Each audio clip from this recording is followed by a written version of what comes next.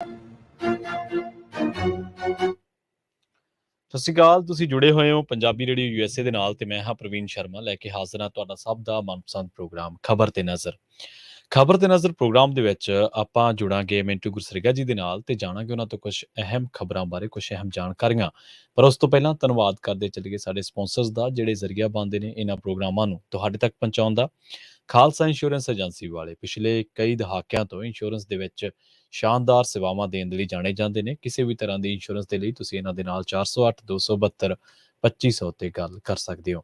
ਟਰਕੀਆਨਾ immigration ਲਾ firm ਵਾਲੇ, ਜੇ ਟਰਕੀਆਨਾ ਇਮੀਗ੍ਰੇਸ਼ਨ ਬਾਬਤ ਤੁਹਾਡਾ ਕੋਈ ਸਵਾਲ ਹੈ, ਕੋਈ ਸਲਾਹ ਕਰਨੀ ਹੈ ਤਾਂ ਜੀ ਇਹਦੇ ਨਾਲ 415 909 0503 ਤੇ ਗੱਲ ਕੀਤੀ ਜਾ ਸਕਦੀ ਹੈ। Krishan Dhanota Yuba City, Baljinder Singh Nijjar Woodland, Paramjit Kaur Rangi Vacaville, Harnek Singh Pawal Indian ਕੰਜ਼ੀਰੈਂਟਨ, ਗਰਮੀਤ ਸਿੰਘ ਧਿਆਨ ਕੌਰ ਸਮਰਾ ਮੋਡੈਸਟੋ, ਜੱਸੀ ਗਿੱਲ ਪਲੰਬਿੰਗ ਵਾਲੇ, ਧਰਮ ਸਿੰਘ ਬੇਕਰਸਫੀਲਡ ਜੀਐਨ ਲਿਊ ਵਾਲੇ ਟਰੱਕ ਵਾਸ਼ ਕਰਦੇ ਨੇ, ਆਇਲ ਚੇਂਜ ਕਰਦੇ ਨੇ, 에ਅਰ ਬ੍ਰੇਕਾਂ ਦਾ ਕੰਮ ਤਸੱਲੀ ਬਖਸ਼ ਕਰਵਾ ਸਕਦੇ ਹੋ। ਨਵੇਂ ਪੁਰਾਣੇ ਟਾਇਰ ਵੀ ਇਹਨਾਂ ਤੋਂ ਲੈ ਸਕਦੇ ਹੋ। ਲੋਕੇਸ਼ਨ ਹੈ ਸੈਂਟਾਨੇਲਾ ਦੀ। ਨਿਮਾ ਸਹੂਲਤਾਂ ਦੇ ਨਾਲ ਗੱਲ ਕੀਤੀ ਜਾ ਸਕਦੀ ਹੈ। ਸੰਪਰਕ ਕਰ ਸਕਦੇ ਹੋ 209 277 0113 ਤੇ। ਟਰੱਕਾਂ ਦੀ ਸਿਖਲਾਈ ਲੈਣ ਦੇ ਬਾਰੇ ਸੋਚ ਰਹੇ ਹੋ ਤਾਂ ਵੈਸਟ ਕੋਸਟ ਟਰੱਕ ਸਕੂਲ ਵਾਲੇ ਅਜੀਤ ਅਟਵਾਲ ਦੇ ਨਾਲ ਗੱਲ ਕੀਤੀ ਜਾ ਸਕਦੀ ਹੈ। ਨੰਬਰ ਹੈ 559 800 0590 ਤੇ ਜ਼ੈਂਡਰ ਗਰੁੱਪ ਵਾਲੇ ਕਿਸੇ ਵੀ ਤਰ੍ਹਾਂ ਦਾ ਘਰ ਖਰੀਦਣਾ ਜਾਂ ਘਰ ਵੇਚਣਾ ਜਾਂ ਲੈਣਾ ਚਾਹੁੰਦੇ ਤੁਸੀਂ ਹੋਮ ਲੋਨ ਤੇ ਇਹਨਾਂ ਦੇ ਨਾਲ 559 905 2575 ਤੇ ਗੱਲ ਕੀਤੀ ਜਾ ਸਕਦੀ ਹੈ। ਜੁੜਦੇ ਹਾਂ ਮਿੰਟੂ ਗੁਰਸਰੀਆ ਜੀ ਦੇ ਨਾਲ ਤੇ ਉਸ ਤੋਂ ਬਾਅਦ ਖਬਰਾਂ ਤੇ ਕਰਦੇ ਹਾਂ ਚਰਚਾ। ਮਿੰਟੂ ਸਤਿ ਸ਼੍ਰੀ ਅਕਾਲ, ਸਵਾਗਤ ਹੈ ਜੀ ਪੰਜਾਬੀ ਰੇਡੀਓ ਯੂਐਸਏ ਤੇ। ਜੀ ਸ਼ੁਕਰੀਆ ਸਾਰਿਆਂ ਨੂੰ, ਸਤਿ ਸ਼੍ਰੀ ਅਕਾਲ ਜੀ। ਜੀ ਮਿੰਟੂ ਜੀ, ਖਬਰਾਂ ਦੇ ਵੱਲ ਵਧੀਏ ਤੇ ਸ਼ੁਰੂਆਤ ਕਰੀਏ ਤਰਨਤਾਰਨ ਤੋਂ। ਚਰਚ ਦੇ ਵਿੱਚ ਬੇਅਦਬੀ ਹੋਈ ਸੀ ਤੇ ਉਸ ਤੋਂ ਬਾਅਦ ਹੁਣ ਮਾਹੌਲ ਜਿਹੜਾ ਉਹ ਤਣਾਅਪੂਰਨ ਹੋ ਗਿਆ ਮਿੰਟੂ ਜੀ। ਹਾਂਜੀ, ਨਹੀਂ ਦੇਖੋ ਹੁਣ ਤਾਂ ਅੰਡਰ ਕੰਟਰੋਲ ਹੀ ਹੈ ਸਾਰਾ ਕੁਝ। ਤੇ ਤਾਜ਼ਾ ਖਬਰ ਇਹ ਸੀਗੀ ਇਸ ਮਾਮਲੇ ਦੇ ਵਿੱਚ ਕਿ ਜਿਹੜਾ ਧਰਨਾ ਲਾਇਆ ਸੀਗਾ ਈਸਾਈ ਭਾਈਚਾਰੇ ਦੇ ਲੋਕਾਂ ਨੇ, ਉਹ ਚੁੱਕ ਲਿਆ ਸੀਗਾ। ਪ੍ਰਸ਼ਾਸਨ ਨੇ ਉਹਨਾਂ ਨੂੰ ਸਮਝਾਇਆ ਬੁਝਾਇਆ ਕਿ ਵੇਖੋ ਗੱਲ ਏਦਾਂ ਨਹੀਂ ਬਣਨੀ, ਤੁਸੀਂ ਆਪਣਾ ਧਰਨਾ ਇੱਕ ਵਾਰੀ ਚੁੱਕੋ ਤੇ ਅਸੀਂ ਦੋਸ਼ੀਆਂ ਨੂੰ ਲੱਭਾਂਗੇ। ਤਾਂ ਇਸ ਤੋਂ ਬਾਅਦ ਫਿਰ ਉਹਨਾਂ ਨੇ ਭਰੋਸਾ ਜਤਾ ਕੇ ਇਸ ਧਰਨੇ ਨੂੰ ਖਤਮ ਕਰ ਦਿੱਤਾ, ਜਿਹੜਾ ਕਿ ਉਸ ਚਰਚ ਦੇ ਵਿੱਚ ਹੋਈ ਬੇਅਦਬੀ ਤੋਂ ਬਾਅਦ ਲਾਇਆ ਗਿਆ ਸੀਗਾ। ਤਾਂ ਪਿੰਡ ਦਾ ਨਾਮ ਹੈ ਠੱਕਰਪੁਰ, ਜਿੱਥੇ ਸਾਰਾ ਕੁਝ ਵਾਪਰਿਆ ਸੀਗਾ। ਇਹ ਪਿੰਡ ਪੱਟੀ ਦੇ ਕੋਲ ਦੱਸਦੇ ਆ। ਤੇ ਇਸ ਪਿੰਡ ਦੇ ਵਿੱਚ ਜੋ ਹੋਇਆ ਉਹ ਕਾਫੀ ਡਰਾਵਣਾ ਹੈ। ਵੈਸੇ ਡਰਾਉਣਾ ਇਸ ਕਰਕੇ ਹੈ ਕਿਉਂਕਿ ਉੱਥੇ ਚਰਚ ਦੇ ਵਿੱਚ ਗਾਰਡ ਸੀ, ਗਾਰਡ ਮੌਜੂਦ ਸੀ। ਗਾਰਡ ਨੂੰ ਕਹਿੰਦੇ ਆ ਕਿ ਪਿਸਟਲ ਦਿਖਾ ਕੇ ਬੰਨ ਦਿੱਤਾ ਗਿਆ ਸੀਗਾ। ਇਹ ਇੱਕ ਨਵੀਂ ਗੱਲ ਹੈ। ਤੇ ਉਸ ਤੋਂ ਬਾਅਦ ਫਿਰ ਯੀਸ਼ੂ ਮਸੀਹ ਜੀ ਦੀ ਜਾਂ ਮਰੀਮ ਜੀ ਦੀ ਉਹ ਜੋ ਉੱਥੇ ਲੱਗੀ ਸੀਗੀ ਤਾਂ ਉਹਨਾਂ ਨੂੰ ਖੰਡਿਤ ਕੀਤਾ ਗਿਆ, ਇੱਥੋਂ ਤੱਕ ਕਿ ਯੀਸ਼ੂ ਮਸੀਹ ਦਾ ਸਿਰ ਲੈ ਗਏ।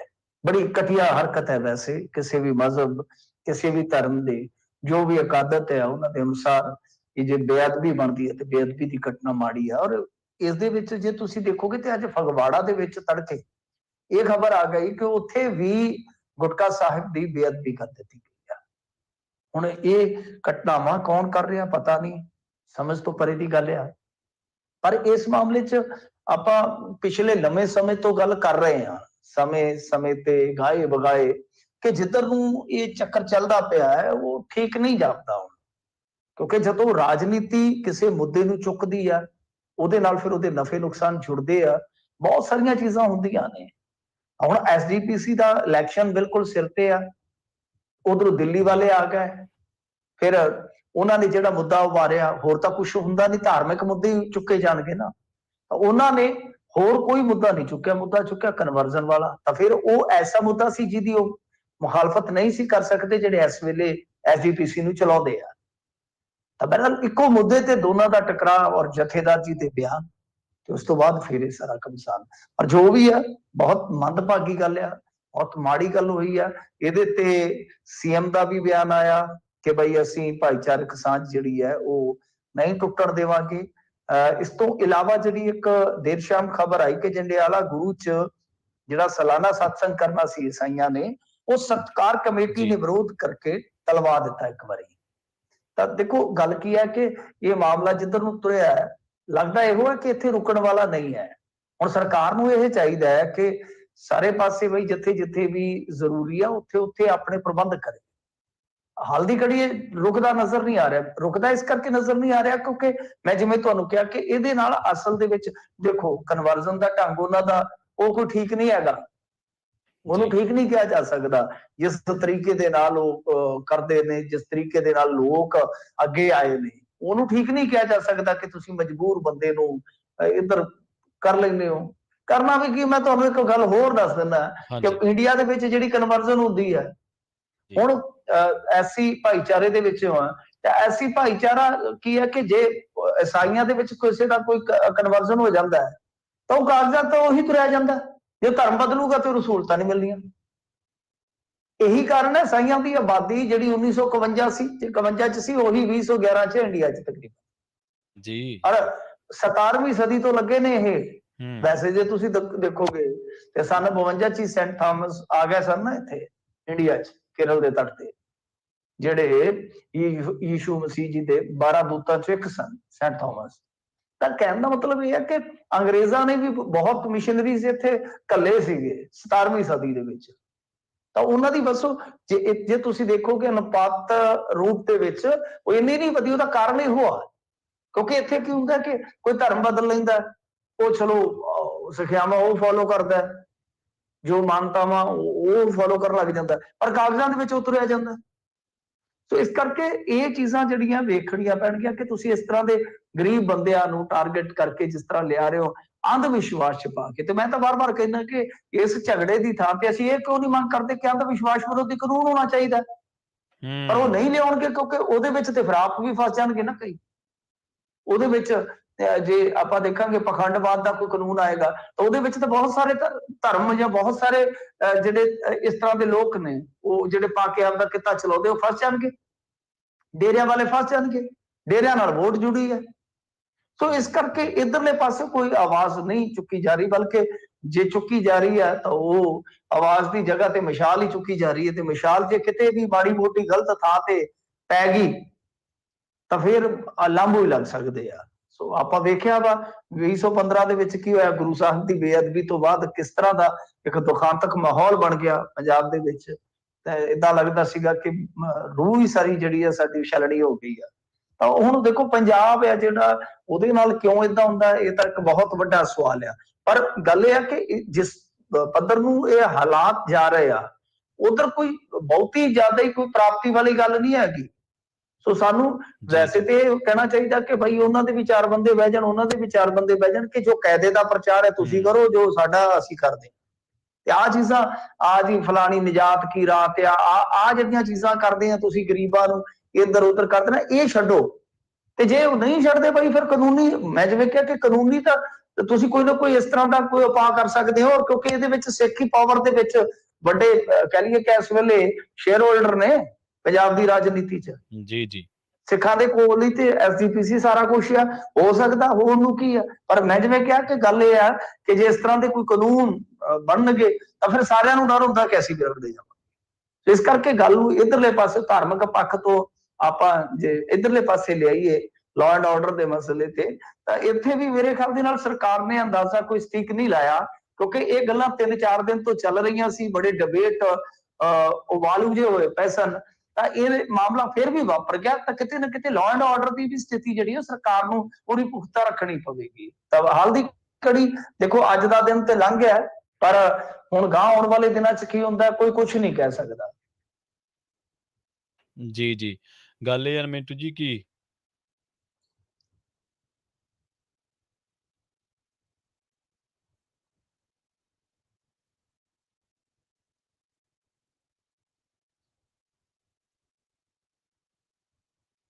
ਆਪਾਂ ਅਗਲੀ ਖਬਰ ਦੇ ਵੱਲ ਵਧੀਏ ਮਿੰਟੂ ਜੀ ਤੇ ਗੱਲ ਕਰੀਏ ਜੀ ਜੀ ਹਾਂਜੀ, ਤੁਹਾਡੀ ਆਵਾਜ਼ ਘੱਟ ਗਈ ਸੀ। ਰੰਗਦਾਰੀਆਂ ਲਈ ਕਾਲਾਂ ਆ ਰਹੀਆਂ ਨੇ ਜੀ। ਹੁਣ ਤੁਹਾਡੀ ਆਵਾਜ਼ ਘੱਟ ਗਈ ਸੀ। ਫੇਰ ਕਾਲ ਆਈ ਹੈ ਮਿੰਟੂ ਜੀ। ਹਾਂਜੀ ਹੁਣ ਆ ਰਹੀ ਹੈ, ਦੱਸਿਓ ਜੀ, ਹੁਕਮ ਕਰੋ।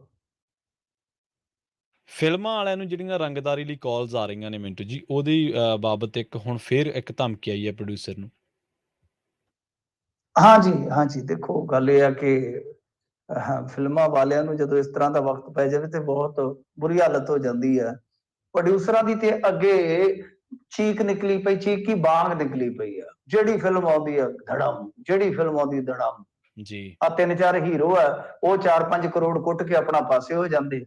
ਫਿਲਮ ਲਈ ਬਜਟ ਕੀ ਬਚਦਾ? ਇੱਕ ਸਿੰਗਰ ਲੈਣਾ ਹੋਵੇ, ਉਹ ਕਹਿੰਦਾ ਮੇਰਾ ਕਰੋੜ ਇੱਧਰ ਰੱਖ ਦਿਓ ਜੀ, ਤੇ 3 ਕਰੋੜ ਤੇ ਬਜਟ ਆ, 2 ਕਰੋੜ ਚ ਉਹਨਾਂ ਨੇ ਫਿਲਮ ਬਣਾਉਣੀ ਆ, ਕਰੋੜ ਦਾ 2 ਕਰੋੜ ਬਸ ਫਿਰ ਰੋਡ ਹੀ ਰੋਡ ਆ। ਫਿਲਮ ਦੀ ਤਕਨੀਕ ਤੇ ਕੁਛ ਨਹੀਂ, ਮਿਊਜ਼ਿਕ ਤੇ ਕੁਛ ਨਹੀਂ, ਸਕ੍ਰਿਪਟ ਤੇ ਕੁਛ ਨਹੀਂ, ਤਾਂ ਉਹ ਪ੍ਰੋਡਿਊਸਰ ਤੇ ਅੱਗੇ ਰਗੜੇ ਪਏ ਨੇ। ਫਿਲਮਾਂ ਧੜਮ ਧੜਮ ਧੜਮ ਧੜਮ ਹੋਈ ਜਾਂਦੀਆਂ ਨੇ, ਤੇ ਇੱਥੇ ਵੇਖ ਲਓ ਆਮਿਰ ਖਾਨ ਵਰਗੇ ਦੇ ਵੀ ਪੈਰ ਨਹੀਂ ਲੱਗੇ, ਹਾਲਾਂਕਿ ਚਲੋ ਫਿਰ ਵੀ ਬਚ ਗਿਆ ਥੋੜਾ, ਪਰ ਬਹੁਤ ਬੁਰੀ ਹਾਲਤ ਹੈ ਪ੍ਰੋਡਿਊਸਰਾਂ ਦੀ। ਤਾਂ ਬਹਰਹਾਲ ਇਹ ਆ ਗਈ ਆ ਹੁਣ ਕਾਲ, ਕਹਿੰਦੇ ਜੀ ਕਰੋੜ ਕੁ ਰੁਪਈਆ ਦੇ, ਤੇ ਇਹ ਪ੍ਰੋਡਿਊਸਰ ਵੀ ਉਹ ਆ ਜਿਹਦਾ ਰੌਲਾ ਪਿਆ ਸੀ, ਨਹੀਂ ਮੈਂ ਸੱਸ ਕੁੱਟਣੀ, ਤੇ ਉਹਦਾ ਰੌਲਾ ਪੈ ਗਿਆ ਸੀ ਫਿਲਮ ਦਾ, ਤੇ ਫਿਰ ਬਾਅਦ ਦੇ ਵਿੱਚ ਚਲੋ ਸਾਰਾ ਕੁਝ ਠੀਕ ਠਾਕ ਹੋ ਗਿਆ। ਇਹਨੂੰ ਹੁਣ ਕਥਿਤ ਤੌਰ ਤੇ ਆਈ ਆ ਜਿਹੜੀ ਕਾਲ, ਉਹਦੇ 'ਚ ਦਾਅਵਾ ਕੀਤਾ ਗਿਆ ਕਿ ਮੈਂ ਗੋਲਡੀ ਬਰਾੜ ਬੋਲਦਾ, ਕੀ ਕੰਮ ਹੈ ਜੀ, ਆਖੇ ਕਰੋੜ ਕੁ ਰੁਪਈਆ ਚਾਹੀਦਾ। ਕਰੋੜ ਕੁ ਰੁਪਈਏ ਤੇ ਐ ਮੰਗ ਦਿੰਦੇ ਆ ਜਿਵੇਂ ਉੱਥੇ ਅਗਲੇ ਨੇ ਪ੍ਰਿੰਟਿੰਗ ਪ੍ਰੈਸ ਲਾਈ ਆ ਕਿ ਛਾਪਾ ਬਸ ਤਿਆਰ ਆ, ਤਿਆਰ ਕਰਕੇ ਤੇ ਤਕਰੀਬਨ ਘੰਟੇ 1.5 ਘੰਟੇ 'ਚ ਕਾਰਡ ਕੱਢ ਦੇਣੇ ਆ ਸਾਰੇ। ਉਹ ਕਰੋੜ ਰੁਪਈਆ, ਫਿਰ ਉਹਨੇ ਕੋਈ ਇਗਨੋਰੈਂਸ ਦਿਖਾਈ, ਤੇ ਉਸ ਤੋਂ ਬਾਅਦ ਫਿਰ ਉਹਦੀ ਸਾਰੀ ਜਾਣਕਾਰੀ ਘੱਲਣੀ ਸਟਾਰਟ ਕਰ ਦਿੱਤੀ WhatsApp ਤੇ ਕਿ ਤੇਰੀਆਂ ਗੱਡੀਆਂ ਦੇ ਆਹ ਨੰਬਰ, ਤੇਰੇ ਘਰ ਦਾ ਆਹ ਨੰਬਰ। ਫਿਰ ਅਗਲਾ ਥੋੜਾ ਡਰ ਹੀ ਜਾਂਦਾ ਕਿ ਇਹ ਤੇ ਸਾਰਾ ਕੁਝ ਕਰੀ ਬੈਠੇ ਆ, ਇਹ ਤੇ ਰੇਕੀ ਵੀ ਕੀਤੀ ਬੈਠੇ ਆ ਮੇਰੀ। ਤਾਂ ਫਿਰ ਪੁਲਿਸ ਕੰਪਲੇਂਟ ਹੋਈ ਆ। ਤਾਂ ਇਹਦੇ ਵਿੱਚ ਇੱਕ ਵਾਰੀ ਫਿਰ ਇਹ ਗੱਲ ਤੇ ਹੁਣ ਥੋੜੀ ਜਿਹੀ ਜਾਂਚ ਪੜਤਾਲ ਦਾ ਵਿਸ਼ੇ ਵਾਲੀ ਹੈ ਕਿ ਕੀ ਇਹ ਵਾਕਿਆ ਕਿਸੇ ਗੈਂਗਸਟਰ ਨੇ ਜਾਂ ਗਰੋਹਬਾਜ਼ ਨੇ ਕਾਲ ਕੀਤੀ ਹੈ। ਜੇ ਨਹੀਂ ਤਾਂ ਫਿਰ ਤਾਂ ਉਹੀ ਮੈਂ ਜਿਵੇਂ ਅੱਗੇ ਕਹਿੰਦਾ ਵਾਰ-ਵਾਰ ਕਿ ਅੱਜ ਦੇ ਦੌਰ ਦੇ ਵਿੱਚ ਜਿਹੜੇ ਨਕਲੀ ਹੋਏ ਪਏ ਨੇ ਨਾ ਇਸ ਤਰ੍ਹਾਂ ਦੇ ਗੈਂਗਸਟਰ, ਉਹਨਾਂ ਵਾਸਤੇ ਜਿਹੜਾ ਆ ਡਾਟਾ ਹੁੰਦਾ ਹੈ ਨਾ, ਇਹ ਹਾਸਲ ਕਰਨਾ ਕੋਈ ਵੱਡੀ ਗੱਲ ਨਹੀਂ ਹੁੰਦੀ।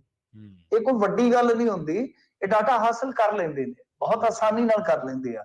ਸੋ ਇਸ ਕਰਕੇ ਇਹ ਪਤਾ ਜ਼ਰੂਰ ਲਾਉਣਾ ਚਾਹੀਦਾ ਹੈ ਕਿ ਇਸ ਮਾਮਲੇ ਦੇ ਵਿੱਚ ਕੀ ਕੋਈ ਸੱਚ ਇਸ ਤਰ੍ਹਾਂ ਦਾ ਕੋਈ ਬੋਲ ਰਿਹਾ ਕਿ ਮੈਂ ਗਰੋਹਬਾਜ਼ ਹਾਂ। ਜੇ ਬੋਲ ਵੀ ਰਿਹਾ ਤਾਂ ਭਾਈ ਇਹ ਤਾਂ ਫਿਰ ਧੱਕੇਸ਼ਾਹੀ ਹੈ ਨਾ। ਤੁਸੀਂ ਇਹ ਅੰਦਾਜ਼ਾ ਲਾ ਲਓ ਕਿ ਜੇ ਇਸ ਦੌਰ ਦੇ ਵਿੱਚ ਜਦੋਂ ਸਿੱਧੂ ਮੂਸੇਵਾਲੇ ਦੀ ਮੌਤ ਤੋਂ ਬਾਅਦ ਬੜਾ ਰੌਲਾ ਪਿਆ ਹੋਇਆ, ਜੇ ਸੱਚ ਆ ਤਾਂ ਕਹਿ ਰਿਹਾ ਮੈਂ ਕਿ ਜੇ ਇਹੋ ਜਿਹੇ ਦੌਰ ਦੇ ਵਿੱਚ ਵੀ ਰੰਗਦਾਰੀ ਵਸੂਲੀ ਜਾ ਰਹੀ ਹੈ ਤਾਂ ਫਿਰ ਅੱਜ ਤੋਂ ਕੋਈ 2 ਸਾਲ ਪਹਿਲਾਂ, 1.5 ਸਾਲ ਪਹਿਲਾਂ, 3 ਸਾਲ 4 ਸਾਲ ਪਹਿਲਾਂ ਕੀ ਹਾਲਤ ਹੋਏਗੀ। ਤਾਂ ਦੂਜੀ ਗੱਲ ਇਹ ਆ ਕਿ ਇਸ ਮਾਮਲੇ ਦੇ ਵਿੱਚ ਜੇ ਸਿੱਧੂ ਮੂਸੇਵਾਲੇ ਦੇ ਮਾਮਲੇ ਨੂੰ ਲਈਏ ਤਾਂ ਇਹਦੇ ਵਿੱਚ ਵੀ ਹੁਣ ਇੰਡਸਟਰੀ ਦੇ ਕੁਝ ਨਾਮ ਤੁਹਾਨੂੰ ਪਤਾ ਜੁੜੇ ਪਏ ਨੇ, ਸਾਫ਼ ਆ, ਸਪਸ਼ਟ ਆ। ਪਰ ਇਹ ਵੇਖਣਾ ਹੋਏਗਾ ਕਿ ਕਾਲ ਵਾਕਿਆ ਜੋ ਦਾਅਵਾ ਕੀਤਾ ਗਿਆ ਉਸੇ ਨੇ ਕੀਤੀ ਆ ਕਿ ਮੈਂ ਗੋਲਡੀ ਬਰਾੜ ਬੋਲਦਾ, ਤੇ ਜਾਂ ਫਿਰ ਕਿਸੇ ਫਰੌਡੀ ਨੇ ਕੀਤੀ ਆ। ਤਾਂ ਇਸ ਚੱਕਰ ਦੇ ਵਿੱਚ ਮੈਨੂੰ ਲੱਗਦਾ ਕਿ ਉਹਨੇ ਗਰੋਹਬਾਜ਼ਾਂ ਦੇ ਪੈਸੇ ਨਹੀਂ ਇਕੱਠੇ ਕੀਤੇ ਜਿੰਨੇ ਫਰੌਡੀਏ ਇਕੱਠੇ ਕਰ ਗਏ। ਬਿਹਾਰ ਦੇ ਵਿੱਚੋਂ ਫੜੇ ਗਏ ਕਰੋੜਾਂ ਰੁਪਈਆ ਉਹਨਾਂ ਨੇ ਬਣਾਇਆ, ਹਰਿਆਣੇ ਚੋਂ ਫੜੇ ਗਏ ਕਰੋੜਾਂ, ਉਹ ਤਾਂ ਪਾਕਿਸਤਾਨ ਨੂੰ ਘੱਲੀ ਗਏ। ਵੇਖੋ ਕਮਾਲ ਦੀ ਗੱਲ, ਪਾਕਿਸਤਾਨੀ ਇਹ ਕਮਾਈ ਕਰੀ ਜਾਂਦੇ ਆ, ਉਹਨਾਂ ਨੇ ਸਿਮ ਸੁਮ ਇੱਧਰੋਂ ਲੈ ਕੇ ਦਿੱਤੇ, ਬੇਰੁਜ਼ਗਾਰ ਲੱਭ ਲਏ। ਅੱਜ ਕੱਲ ਕੰਮ ਧੰਦਾ ਹੈ ਨਹੀਂ ਜੀ। ਵੇਖੋ ਮਾੜਾ ਜਿਹਾ ਉਹਨਾਂ ਨੂੰ ਕਹਿੰਦੇ ਬੈਂਕ ਅਕਾਊਂਟ ਦੇ ਦਿਓ ਜੀ, ਤੁਸੀਂ ਆਹ ਲੈ ਲਓ, 10,000 ਰੁਪਈਏ ਤੇ ਬੈਂਕ ਅਕਾਊਂਟ ਕਿਰਾਏ ਤੇ ਮਿਲ ਜਾਂਦਾ ਇੱਥੇ ਹੋਰ ਛੱਡੋ, ਇੱਥੇ ਪੈਨ ਕਾਰਡ, ਆਧਾਰ ਕਾਰਡ ਗਰੀਬਾਂ ਦੇ ਲੈ ਕੇ ਅਗਲੇ ਨੇ ਫਰਜ਼ੀ ਕੰਪਨੀਆਂ ਬਣਾ ਕੇ GST ਦਾ ਘਪਲਾ ਕਰ ਦਿੱਤਾ ਕਈ ਹਜ਼ਾਰ ਕਰੋੜ ਦਾ ਜੀ। तो ये देखना पड़ेगा कि असल दे विच की है, फ्रॉड कॉल है, मतलब इस तरह कोई फेक कॉल करके असली दस के अपने आप ਨੂੰ ਵਸੂਲੀ ਕਰਨ ਦਾ ਯਤਨ ਕਰ ਰਿਹਾ ਜਾਂ ਸੱਚਮੁੱਚ ਕਾਲ ਆਈ ਹੈ। ਦੋਨਾਂ ਹੀ ਸੂਰਤਾਂ ਦੇ ਵਿੱਚ ਵੇਖਣਾ ਪਵੇਗਾ। ਪਰ ਕਾਫੀ ਜਿੱਦਾਂ ਕਹਿ ਲਈਏ ਨਾ ਕਿ ਮਾਹੌਲ ਖਰਾਬ ਹੋ ਰਿਹਾ ਹੈ, ਖਾਸ ਤੌਰ ਤੇ ਮੈਂ ਜਿਵੇਂ ਕਿਹਾ ਕਿ ਇੱਕ ਪਾਸੇ ਫਿਲਮ ਇੰਡਸਟਰੀ ਧੜਮ ਕਰਕੇ ਵੱਜ ਰਹੀ ਹੈ, ਮਿਊਜ਼ਿਕ ਇੰਡਸਟਰੀ 'ਚ ਵੀ ਜੇ ਤੁਸੀਂ ਦੇਖੋ ਕਿ ਇੰਨਾ ਹੁਣ ਚੜ੍ਹਤ ਫੜਤ ਵਾਲਾ ਕੰਮ ਨਹੀਂ ਹੈ ਸਿੱਧੂ ਮੂਸੇਵਾਲੇ ਦੀ ਮੌਤ ਤੋਂ ਬਾਅਦ। ਤਾਂ ਇੱਕ ਪਾਸੇ ਤਾਂ ਇਹ ਇੰਡਸਟਰੀ ਜਿਹੜੀਆਂ ਹੈਗੀਆਂ ਨੇ ਇੰਡਸਟਰੀਜ਼ ਤਾਂ ਉਹ ਕਿਤੇ ਨਾ ਕਿਤੇ ਥੋੜਾ ਸੰਕਟ ਨਾਲ ਜੂਝ ਰਹੀਆਂ, ਤੇ ਦੂਸਰੇ ਪਾਸੇ ਇਹ ਹੱਲੇ ਹੋ ਰਿਹਾ ਔਖਾ ਹੈ, ਫਿਰ ਮੁੜ ਕੇ ਔਖਾ ਹੈ ਕਿਉਂਕਿ ਇਹ ਵੀ ਰੁਜ਼ਗਾਰ ਦਾ ਸਾਧਨ ਹੈ। ਜੀ ਜੀ ਜੀ ਮਿੰਟੂ ਜੀ, ਅਗਲੀ ਖਬਰ ਦੇ ਵੱਲ ਵਧੀਏ ਤੇ ਗੱਲ ਕਰੀਏ ਆਸ਼ੂ ਜੀ ਦੀ। ਆਸ਼ੂ ਜੀ ਨੂੰ ਤਾਂ ਜੇਲ੍ਹ ਭੇਜ ਦਿੱਤਾ, ਭਾਰਤ ਭੂਸ਼ਣ ਆਸ਼ੂ ਨੂੰ। ਜੀ ਤਾਂ ਮੈਂ ਸਟਾਰ ਵਜੋਂ ਲਾਇਆ, ਪਰ ਮੁਸੀਬਤ ਕਹਿੰਦੇ ਹਾਲੇ ਟਲੀ ਨਹੀਂ। ਇਹ ਕਿਹੀ ਮੁਸੀਬਤ ਹੈ ਜਿਹੜੀ ਟਲੀ ਨਹੀਂ? ਨਹੀਂ ਦੇਖੋ, ਕੋਈ ਗੱਲ ਨਹੀਂ ਹੈ, ਜੀ ਲਾਉਣ ਨੂੰ ਕੀ ਹੈ। ਕਈ ਵਾਰ ਪੁਲਿਸ ਵਾਲੇ ਵੀ ਆਵਾਜ਼ ਮਾਰ ਦਿੰਦੇ ਆ, ਜੀ ਉਠੋ, ਹਾਂਜੀ ਤਿੰਨ ਚੜ ਗਿਆ ਵਾਲਾ ਚ ਉਠੋ, ਉੱਠ ਗੋ। ਭੂਆ ਦੇ ਵਿਆਹ ਤੇ ਹੈ, ਫਿਰ ਦੂਜਾ ਡਾਇਲੋਗ ਇਹ ਹੁੰਦਾ ਹੈ, ਸੁਲਤਾਨ ਘਰਾੜੇ ਮਾਰਨ ਦੇ। ਕੋਈ ਗੱਲ ਨਹੀਂ, ਦੇਖੋ ਜਿਹੜੀ ਮੁਸੀਬਤ ਹੁੰਦੀ ਹੈ ਨਾ, ਮੁਸੀਬਤ ਕੱਲੀ ਥੋੜੀ ਆਉਂਦੀ, ਮੁਸੀਬਤਾਂ ਦੀ ਜੰਜ ਹੁੰਦੀ ਆ, ਉਹ ਨਾਲ ਜੰਜ ਹੀ ਹੁੰਦੇ ਨੇ ਉਹ ਦੂਜੇ ਤੀਜੇ। ਤਾਂ ਦੇਖੋ ਹੁਣ ਇਸ ਵੇਲੇ ਇਹਨੂੰ ਜੁਡੀਸ਼ੀਅਲ ਕਰ ਦਿੱਤਾ ਗਿਆ, ਭਾਵ ਲੁਧਿਆਣਾ ਜੇਲ੍ਹ ਚ ਘੱਲ ਦਿੱਤਾ ਗਿਆ ਹੈ। ਲੁਧਿਆਣਾ ਜੇਲ੍ਹ ਚ ਘੱਲ ਦਿੱਤਾ ਹੋਵੇਗਾ ਜਾਂ ਕਿਸੇ ਹੋਰ ਜੇਲ੍ਹ ਚ, ਮੰਨ ਲਓ ਲੁਧਿਆਣਾ ਜੇਲ੍ਹ ਚ ਵੈਸੇ ਘੱਲਿਆ ਹੋਵੇਗਾ, ਪੇਸ਼ੀ ਇਹਨਾਂ ਦੀ ਉੱਥੇ ਸੀਗੀ। ਤਾਂ ਲੁਧਿਆਣਾ ਜੇਲ੍ਹ ਚ ਜਾਂ ਕਿਸੇ ਹੋਰ ਜੇਲ੍ਹ ਚ ਜਾਣ ਦਾ ਮਤਲਬ ਇਹ ਹੈ ਕਿ ਇੱਕ ਵਾਰੀ ਆਸ਼ੂ ਰਿਮਾਂਡ ਤੋਂ ਨਿਕਲ ਗਿਆ, ਮੱਛਰਾਂ ਨਾਲ ਬਹੁਤ ਕੌਡੀ ਖੇਡੀ ਆ, ਬੜਾ ਬੁਰਾ ਹਾਲ ਹੁੰਦਾ, ਹਵਾਲਾਤ ਦੇ ਵਿੱਚ ਰਹਿਣਾ, ਜੇਲ੍ਹ ਦੇ ਵਿੱਚ ਥੋੜੀ ਖੁੱਲ ਹੁੰਦੀ ਆ। ਚਲੋ ਚੰਗੇ ਘਰੋਂ ਉੱਥੋਂ ਖਾਣੇ ਪਕਵਾਨ ਵੀ ਆ ਸਕਦੇ, ਅੱਜ ਕੱਲ ਜੇਲ੍ਹਾਂ ਦਾ ਮਾਹੌਲ ਤੁਹਾਨੂੰ ਪਤਾ ਹੀ ਹੈ ਕਿਹੋ ਜਿਹਾ ਹੈਗਾ। ਪਰ ਜੇ ਨਾ ਵੀ ਸਹੀ ਤਾਂ ਕੰਟੀਨ ਤੇ ਖਾਤਾ ਚੱਲਦਾ, ਜਿਵੇਂ ਸਿੱਧੂ ਕਹਿੰਦਾ ਸੀ ਮੇਰੇ ਖਾਤੇ 'ਚ 2-3 ਕੈਦੀ ਖਾ ਗਏ ਨੇ। ਤਾਂ ਇਹਦਾ ਭਾਵ ਤਾਂ ਇਹੋ ਹੈ ਨਾ ਕਿ ਚੰਗਾ ਉੱਥੇ ਰੁਪਈਆ ਉੱਥੇ ਵੀ ਚੱਲਣ ਡਿਆ, ਸਿੱਕਾ ਚੱਲਦਾ ਪੂਰਾ, ਮਿੱਤਰਾਂ ਦਾ ਨਾਂ ਚੱਲਦਾ। ਤਾਂ ਹੁਣ ਦੂਜੀ ਗੱਲ ਜਿਹੜੀ ਹੈ ਕਿ ਇਹ ਵਿਜੀਲੈਂਸ ਇੱਥੇ ਹੀ ਬਸ ਨਹੀਂ ਕਰ ਰਹੀ। ਅੱਜ ਇਹਨਾਂ ਨੇ ਇੱਕ ਹੋਰ ਕਾਂਗਰਸੀ ਨੇ ਫੜ ਲਿਆ, ਸੰਦੀਪ ਸੰਧੂ ਦਾ ਲੀਡ ਦਾ, ਪਰ ਦੂਸਰੇ ਪਾਸੇ 4 SSPs ਨੂੰ 16 ਸ਼ਿਕਾਇਤਾਂ ਹੋਰ ਚਲੇ ਗਈਆਂ, ਲਗਭਗ 1.5 ਦਰਜਨ। ਜਾਏਗਾ ਕਿੱਥੇ ਹੁਣ ਭੱਜ। ਸੋ ਗੱਲ ਇਹ ਆ ਕਿ 16 ਸ਼ਿਕਾਇਤਾਂ ਹੋਰ, ਇਹ 16 ਸ਼ਿਕਾਇਤਾਂ ਜਿਹੜੀਆਂ ਨੇ ਉਹ ਤਕਰੀਬਨ ਲਾ ਲਓ 73 ਅਫਸਰ, 18 DFSO, ਇਹਨਾਂ ਦੇ ਖਿਲਾਫ ਜਿਹੜੀ ਹੈ ਨਾ ਉਹ ਸਾਰੀ ਸ਼ਿਕਾਇਤੀ ਕਾਰਵਾਈ ਹੋਈ ਆ। ਹਿਸਾਬ ਲਾ ਲਓ ਕਿੰਨੇ ਹੋ ਗਏ, ਤਕਰੀਬਨ 100 ਦੇ ਕਰੀਬ ਤੇ ਜੁੰਡਲੀ ਹੋ ਜਾਣੀ ਆ ਅਫਸਰਾਂ ਦੀ। ਵੈਸੇ ਇਹ ਜੁੰਡਲੀ ਬੜੀਆਂ ਖਰਾਬ ਕਰਦੀ ਆ, ਖਰਾਬ ਵੀ ਇਹਨਾਂ ਦੇ ਵਿੱਚ ਆ ਜਾਂਦੀ ਕਿਤੇ ਨਾ ਕਿਤੇ। ਪਹਿਲਾਂ 1-2, ਹੁਣ ਕਹਿੰਦੇ ਕਿ 3 ਫਾਈਲਾਂ ਗਾਇਬ ਨੇ ਆਸ਼ੂ ਦੇ ਕੇਸ ਦੀਆਂ ਜੀ। ਉਹ ਕੌਣ ਕਰ ਰਿਹਾ ਗਾਇਬ? ਤਾਂ ਇਸ ਤਰ੍ਹਾਂ ਮਤਲਬ ਕਿ ਦਰਜਨਾਂ ਸ਼ਿਕਾਇਤਾਂ ਜਿਹੜੀਆਂ ਉਹ ਆ ਰਹੀਆਂ। ਉਹਦੇ ਵਿੱਚ ਹੁਣ ਕੁਝ ਮਿਸਾਲ ਦੇ ਤੌਰ ਤੇ ਤੁਸੀਂ ਲੈ ਸਕਦੇ ਹੋ, ਸਰਜੀਤ ਕੁਮਾਰ ਪਿੰਡ ਕੁਲਾਰ ਤੇ ਰੋਸ਼ਨ ਲਾਲ ਜਲਾਲਪੁਰ ਤਹਿਸੀਲ ਬਲਾਚੌਰ ਦੋਸ਼ ਲਾ ਰਹੇ ਆ ਕਿ DFSO ਜ਼ਿਲ੍ਹਾ ਜਿਹੜਾ FGS ਨੇ ਰੇਟ ਦਰਕਨਾਰ ਕਰਕੇ ਚਹੇਤਿਆਂ ਨੂੰ ਟੈਂਡਰ ਦਿੱਤਾ, ਚੱਕੋ। ਔਰ ਠੇਕੇਦਾਰ ਵਿਜੇ ਕੁਮਾਰ ਤੇ ਜਸਵਿੰਦਰ ਕੁਮਾਰ ਨੂੰ ਇਹ ਟੈਂਡਰ ਜਿਹੜੇ ਦਿੱਤੇ ਗਏ ਸੀ। ਸ਼ਿਕਾਇਤ ਨੰਬਰ ਦੂਜੀ ਜੀ, ਇਹਦੇ ਚ ਹਨੀ ਕੁਮਾਰ ਪੁੱਤਰ ਰੋਸ਼ਨ ਲਾਲ ਨਿਵਾਸੀ ਕਰੀਮ ਰੋਡ MBS ਨਗਰ, ਇਹਦਾ ਕਹਿਣਾ ਆ ਕਿ ਉਹਨਾਂ ਦੀ ਜਿਹੜੀ ਸੀਗੀ ਜੋ ਹੁੰਦੀ ਹੈ ਕੋਟੇਸ਼ਨ, ਉਹਨੂੰ ਖਾਰਜ ਕਰਕੇ ਤੇਲੂ ਰਾਮ ਦੀ ਹੱਟੀ ਦਾ ਜਰਦਾ, ਤੇ ਇੱਥੇ ਤੇਲੂ ਰਾਮ ਹੀ ਜੋੜਾਂ ਚ ਬਹਿ ਗਿਆ। ਤੇਲੂ ਰਾਮ ਪੁੱਤਰ ਦਰਸ਼ਨ ਲਾਲ ਨੂੰ 72% ਜ਼ਿਆਦੀ ਕੀਮਤ ਤੇ ਟੈਂਡਰ ਲੋਟ ਕਰਦਾ। ਮਤਲਬ ਸਮਝ ਆ ਗਈ ਨਾ? ਜੀ। ਉਹ ਕਹਿੰਦਾ ਕਿ ਕੋਟੇਸ਼ਨ ਮੇਰੀ ਖਾਰਜ ਹੋ ਗਈ, ਮੈਂ ਜਿਹੜਾ ਰੇਟ ਦਿੱਤਾ ਸਰਕਾਰ ਨੂੰ, ਤਾਂ ਦਿੱਤਾ ਕਿਹਨੂੰ? ਤੇਲੂ ਰਾਮ ਨੂੰ। ਤੇਲੂ ਰਾਮ ਨੇ 72% ਵਧਾ ਕੇ ਕੋਟੇਸ਼ਨ ਦਿੱਤੀ ਸੀ। ਸਮਝ ਗਏ ਤੁਸੀਂ ਕਿ ਉਹਨੇ ਕਿਹਾ ਮੈਂ ਤੁਹਾਡਾ ਕੰਮ 100 ਚ ਕਰ ਦੇਣਾ। ਜਿਹੜਾ ਹਨੀ ਕੁਮਾਰ ਹੈ, ਹਨੀ ਕਹਿੰਦਾ ਕਿ ਮੈਨੂੰ ਮਨੀ ਚਾਹੀਦੀ ਹੈ ਸਿਰਫ 100 ਰੁਪਇਆ ਤੇ ਮੈਂ ਤੁਹਾਡਾ ਇਹ ਕੰਮ ਕਰ ਦੂੰ। ਤੇ ਉਹ ਕਹਿੰਦੇ ਨਹੀਂ ਨਹੀਂ ਤੂੰ ਚਲੇ ਜਾ ਵੀਰੇ, ਤੈਨੂੰ ਨਹੀਂ ਇਹ ਮਿਲਣਾ ਟੈਂਡਰ। ਤੇ ਉਹ ਦਿੱਤਾ ਕਿਹਨੂੰ? ਜਿਹੜਾ ਕਹਿੰਦਾ ਮੈਂ ਸਿਰਫ 172 ਚ ਕਰ ਦੇਵਾਂ, 72 ਰੁਪਏ ਐਕਸਟਰਾ ਚ। ਜਦ ਕਿ ਟੈਂਡਰ ਹਮੇਸ਼ਾ ਲੋ ਰੇਟ ਵਾਲੇ ਨੂੰ ਮਿਲਦਾ ਹੁੰਦਾ ਹੈ, ਕੋਟੇਸ਼ਨ ਜਿਹਦੀ ਜਿਹੜੀ ਘੱਟ ਰੇਟ ਤੇ ਹੋਵੇ ਕਿ ਘੱਟ ਤੋਂ ਘੱਟ ਰੇਟ ਦੇ ਵਿੱਚ ਕੰਮ ਕਰ ਦੇਗਾ। ਫਿਰ ਇਸੇ ਤਰ੍ਹਾਂ DPS ਗਿੱਲ ਨਿਵਾਸੀ 2624 ਸੈਕਟਰ 69 ਮੋਹਾਲੀ, ਇਹਨੇ ਸ਼ਿਕਾਇਤ ਕੀਤੀ ਹੈ ਕਿ ਆਸ਼ੂ ਉਹਨਾਂ ਦੇ ਫਾਰਮ ਹਾਊਸ ਨੂੰ ਹਥਿਆਣਾ ਚਾਹੁੰਦਾ ਸੀ। ਦੇਖੋ ਕਿਹੋ ਜੇ ਕਿਸੇ ਨਿਕਲ ਰਹੇ ਨਾ, ਦੇਖੋ ਬਿਲਕੁਲ ਦੁਨੀਆ ਦੇ ਤਮਾਸ਼ੇ ਵੇਖੋ, ਏਦਾਂ ਆਉਂਦੀ ਹੁੰਦੀ ਹੈ ਨਾ ਰੀਲ ਜੀ, ਬਸ ਉਹਦੇ ਚ ਇਹਨਾਂ ਦੇ ਵੀ ਹੁਣ ਤੁਸੀਂ ਚਾਲ ਚੱਲਣ ਵੇਖੋ। ਉਹ ਕਹਿੰਦਾ ਮੇਰੇ ਫਾਰਮ ਹਾਊਸ ਹੀ ਚੱਕਰ ਨੂੰ ਫਿਰਦਾ ਸੀ। ਇਹ ਵੀ ਇੱਕ ਵਿਜੀਲੈਂਸ ਨੂੰ ਕੰਪਲੇਂਟ ਗਈ ਚਲੀ। ਫਿਰ ਚੌਥੇ ਨੰਬਰ ਤੇ ਆ ਚੁੱਕਿਆ, ਇਹ ਤਾਂ 5ਵੇਂ ਨੰਬਰ। ਬਥੇਰੀਆਂ ਕੰਪਲੇਂਟਾਂ ਨੇ, ਜਿੰਨੀਆਂ ਮਰਜ਼ੀ ਕਰ ਲਓ। ਸੋ ਇਹੀ ਕਾਰਨ ਆ ਕਿ ਆਸ਼ੂ ਵਾਸਤੇ ਬਲਾ ਹਾਲੇ ਟਲੀ ਨਹੀਂ, ਬਲਾ ਬਨੇਰੇ ਤੇ ਕੂਕਦੀ ਪਈ ਆ। ਤਾਂ ਇਹ ਅਜਿਹੇ ਵਿੱਚ ਜੇਲ੍ਹ 'ਚ ਚਲੋ ਠੀਕ ਆ, ਇਸ਼ਨਾਨ ਪਾਣੀ ਖੁੱਲਾ ਹੋ ਜਾਂਦਾ, ਉੱਥੇ ਥੋੜੀ ਖੁੱਲ ਹੁੰਦੀ ਆ, ਪਰ ਰਾਤ ਨੂੰ ਨੀਂਦ ਜਿਹੜੀ ਆ ਮੇਰੇ ਖਿਆਲ ਦੇ ਨਾਲ ਹਾਲੇ ਵੀ ਟੁੱਟ ਕੇ ਆਏਗੀ। ਪਹਿਲਾਂ ਤਾਂ ਵਿਜੀਲੈਂਸ ਹੀ 2-3 ਦਿਨ ਕੰਨਾਂ 'ਚ ਵੱਜੀ ਜਾਏਗੀ, ਸੀਟੀਆਂ ਵਾਂਗੂ, ਵੀਡੀਆਂ ਵਾਂਗੂ, ਤੇ ਉੱਤੋਂ ਜੇ ਕੋਈ ਹੋਰ ਕਾਲ ਆ ਗਈ ਡਿਊਟੀ ਚੋਂ ਕਿ ਫਲਾਣਾ ਪੁੱਤਰ ਫਲਾਣਾ ਆਜੋ ਜੀ, ਤੁਹਾਡਾ ਰਿਮਾਂਡ ਫੇਰ ਲੈ ਲਿਆ ਹੈ, ਬਸ BP ਦੀ ਵਾਟ ਲੱਗ ਜਾਣੀ ਉਸ ਵੇਲੇ। ਪਰ ਸ਼ਿਕਾਇਤਾਂ ਜਿਸ ਹਿਸਾਬ ਦੀਆਂ ਲੱਗਦਾ ਨਹੀਂ ਕਿ ਜਾਨ ਸਸਤੇ 'ਚ ਛੁੱਟ ਜੂ। ਉਧਰ BP ਇੱਕ ਹੋਰ ਕਾਂਗਰਸੀ ਆਗੂ ਦਾ ਸ਼ਾਇਦ ਵੱਧ ਗਿਆ ਹੋਣਾ, ਪਰ ਨਾ ਵੀ ਵਧਿਆ ਹੋਵੇ, ਚਲੋ ਈਸੇਵਾਲ ਨੂੰ ਦੱਸਦੇ ਵਿਜੀਲੈਂਸ ਨੇ ਹਿਰਾਸਤ 'ਚ ਲੈ ਲਿਆ ਮਿੰਟੂ ਜੀ। ਹਾਂਜੀ, ਮੈਂ ਥੋੜਾ ਤੁਹਾਨੂੰ ਹਿੰਟ ਦਿੱਤਾ ਇਸ ਬਾਬਤ ਕਿ ਇੱਕ ਕਾਂਗਰਸੀ ਨੂੰ ਵੀ ਇਹਨਾਂ ਨੇ ਵਲੇਟ ਲਿਆ। ਹੌਲੀ ਵਲੇਟੀ ਜਾਣਗੇ। ਜਿਵੇਂ ਹੀ ਇਹ ਗਿਆ ਜੇਲ੍ਹ ਦੇ ਵਿੱਚ, ਤਿਵੇਂ ਹੀ ਇੱਕ ਇਸੇ ਏਰੀਏ ਦਾ ਹੀ ਈਸੇਵਾਲ ਜਿਹੜਾ ਹੈ, ਉਹ ਲੁਧਿਆਣੇ ਦੇ ਵਿੱਚ ਤੁਸੀਂ ਇੱਕ ਕੇਸ ਦੇ ਮੁਤਲਕ ਇਸ ਪਿੰਡ ਨੂੰ ਵਾਰ-ਵਾਰ ਸੁਣਿਆ ਹੋਵੇਗਾ, ਸ਼ਾਇਦ ਉੱਥੇ ਰੇਪ ਹੋਇਆ ਸੀਗਾ, ਬੜੀ ਘਿਨਾਉਣੀ ਘਟਨਾ ਸੀ। ਤਾਂ ਇਹ ਕਾਂਗਰਸੀ ਆਗੂ ਮਨਪ੍ਰੀਤ ਸਿੰਘ ਈਸੇਵਾਲ ਇਹਨੂੰ ਹਿਰਾਸਤ 'ਚ ਲੈ ਲਿਆ, ਹਾਲੇ ਮਤਲਬ ਕਿ ਕੋਈ ਗ੍ਰਿਫਤਾਰੀ ਨਹੀਂ ਹੋਈ। ਇਹ ਛਾਪੇਮਾਰੀ ਵੀ ਕੀਤੀ ਗਈ ਆ, ਕਰੋੜਾਂ ਰੁਪਏ ਦੀ ਜਿਹੜੀ ਕਹਿੰਦੇ ਕਿ ਪ੍ਰਾਪਰਟੀ ਆ ਉਹਦੇ ਕਾਗਜ਼ਾਤ ਬਰਾਮਦ ਕੀਤੇ ਗਏ। ਹਾਲ ਦੀ ਘੜੀ ਮੀਡੀਆ ਰਿਪੋਰਟਾਂ ਇਹ ਦੱਸ ਰਹੀਆਂ ਨੇ ਜੀ ਵਿਜੀਲੈਂਸ ਦੇ ਜਿਹੜੇ ਸੋਰਸਸ ਆ ਮੀਡੀਆ ਰਿਪੋਰਟਾਂ ਅਨੁਸਾਰ, ਉਹ ਕਹਿੰਦੇ ਕਿ ਕੁਛ ਤੱਥ ਹੱਥ ਲੱਗੇ ਆ। ਤਾਂ ਇਹ ਸੰਧੂ ਦਾ ਨਜ਼ਦੀਕੀ ਹੈ, ਕੈਪਟਨ ਸੰਧੂ ਦਾ। ਵੈਸੇ ਤੇ ਜਿਹੜੇ ਇਹਨਾਂ ਨੇ ਐਡਵੋਕੇਟ ਜਨਰਲ ਦੀ ਟੀਮ ਦੇ ਵਿੱਚ ਫਿੱਟ ਕੀਤੇ ਸੀ, ਇਹਨਾਂ ਦੇ ਘਰਾਂ 'ਚ ਵੀ ਹੈਗਾ ਸੀ ਇੱਕ ਸ਼ਖਸ ਜਾਂ ਇੱਕ ਕਰਮਚਾਰੀ ਸਰਕਾਰੀ ਜਿਹੜਾ ਬਣ ਗਿਆ ਐਡਵੋਕੇਟ ਜਨਰਲ ਦੀ ਟੀਮ ਦਾ ਹਿੱਸਾ। ਤਾਂ ਬਹਰਹਾਲ ਇਹ ਕੰਮ ਨਹੀਂ ਰੁਕਣ ਵਾਲਾ। ਮੈਨੂੰ ਤੇ ਲੱਗਦਾ ਕਿ ਇੱਕ ਜੇਲ੍ਹ ਇਹਨਾਂ ਲਈ ਆਡੀ ਬਣਾ ਦੇਣ, ਜਿੰਨਾ ਖਲਾਰਾ ਖਿਲਰਿਆ ਪਿਆ ਹੈ, ਫਲਾਣਾ ਫਲਾਣਾ ਫਲਾਣਾ ਫਲਾਣਾ ਫਲਾਣਾ ਮੰਤਰੀ ਫਲਾਣਾ ਮੰਤਰੀ ਫਲਾਣਾ ਮੰਤਰੀ ਰਡਾਰ ਤੇ ਫਲਾਣਾ। ਬਚੇ ਤਾਂ 2-4 ਹੀ ਆ, ਉਹ ਮੈਨੂੰ ਲੱਗਦਾ ਉਹ ਇੱਥੇ ਇੰਡੀਆ 'ਚ ਹੈ ਨਹੀਂ ਗੇ, ਜੇ ਹੈਗੇ ਆ ਤੇ ਐ ਲੱਗਦਾ ਵੀ ਬਸ ਹੈ ਹੀ ਨਹੀਂ ਗੇ ਵਿਚਾਰੇ, ਐ ਭਲੇ ਮਾਨਸੀ ਬਣ ਗਏ।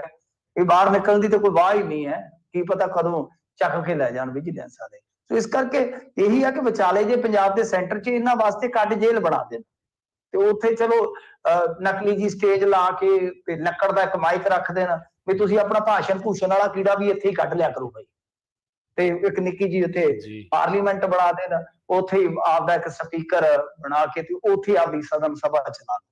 ਇਹੀ ਹੋਣਾ ਚਾਹੀਦਾ, ਕਿਉਂਕਿ ਇਹ ਤਾਂ ਬਹੁਤ ਲੰਬੀ ਲਿਸਟ ਬਣਦੀ ਜਾਂਦੀ ਹੈ। ਕੋਈ ਇਧਰੋਂ ਚੱਕ ਲੈਂਦੇ, ਕੋਈ ਇਧਰੋਂ ਚੱਕ ਲੈਂਦੇ ਆ, ਉਧਰੋਂ ਕਹਿੰਦੇ ਈਡੀ ਇਨਵੋਲਵ ਹੋਣ ਨੂੰ ਫਿਰਦੀ ਆ, ਉਹ ਕਹਿੰਦੇ ਸਾਨੂੰ ਵੀ ਕਾਗਜ਼ ਦਿਓ ਬੜੇ ਜਿਹੇ ਆਸ਼ੂ ਦੇ, ਅਸੀਂ ਵੀ ਚੈੱਕ ਕਰ ਲਈਏ, ਅਸੀਂ ਵੀ ਚੈੱਕ ਕਰੀਏ ਸਪੀਡ ਵਾੜੀ ਜੀ ਕਿ ਕਿਸੇ ਸਪੀਡ ਦੇ ਨਾਲ ਗਰੋਥ ਹੋਈ ਆ। ਤਾਂ ਹੁਣ ਇਹ ਸਾਰਾ ਕੁਝ ਜਿਹੜਾ ਚੱਲ ਰਿਹਾ ਤਾਂ ਸੁੱਖ ਨਹੀਂ ਜਾਪਦੀ ਕਾਂਗਰਸੀਆਂ ਵਾਸਤੇ, ਪਰ ਕਾਂਗਰਸੀ ਤੁਹਾਨੂੰ ਪਤਾ ਹੀ ਹੈ ਉਹ ਮੋਰਚੇ ਲਾਉਂਦੇ ਨੇ, ਮੋਰਚੇ ਇੱਕ ਅੱਧੀ ਥਾਂ ਤੇ ਲਾਉਂਦੇ ਆ, ਫਿਰ ਦੂਜੀ ਥਾਂ ਤੇ ਇਹ ਸਾਰਾ ਕੁਝ ਹੋ ਜਾਂਦਾ, ਫਿਰ ਤੀਜੀ ਥਾਂ ਤੇ ਕਿੱਥੇ ਕਿੱਥੇ ਹੁਣ ਇਹ ਸਾਂਭਣਗੇ, ਕਿਤੇ ਖਲਾਰਾ ਵਾਕਿਆ ਵੱਡਾ ਪੈਂਦਾ ਜਾ ਰਿਹਾ। ਜੀ ਜੀ ਅਗਲੀ ਖਬਰ ਗੱਲ ਕਰੀਏ ਪੰਜਾਬ ਸਰਕਾਰ ਦੀ। ਕਹਿੰਦੇ 14 ਚੇਅਰਮੈਨ ਲਾਤੇ ਪੰਜਾਬ ਸਰਕਾਰ ਨੇ ਜੀ। ਹਾਂਜੀ ਦੇਖੋ, ਇਹ ਤਾਂ ਚਲੋ ਇਹਨਾਂ ਦੀਆਂ ਨਿਯੁਕਤੀਆਂ ਨੇ, ਇੱਕ ਆਪਣੇ ਵਾਸਤੇ ਫਾਰਮੈਲਿਟੀ ਆ, ਆਪਾਂ ਖਬਰ ਪੜ੍ਹ ਦਿੰਨੇ ਆ। 14 ਚੇਅਰਮੈਨ ਜਿਹੜੇ ਨਿਯੁਕਤ ਕੀਤੇ, ਉਹਦੇ 'ਚ ਰਮਨ ਬਹਿਲ ਹੋਰੀ ਦੇਖ ਲਓ ਕਿੱਧਰੋਂ ਚੱਲੇ ਕਿੱਧਰ ਆਏ।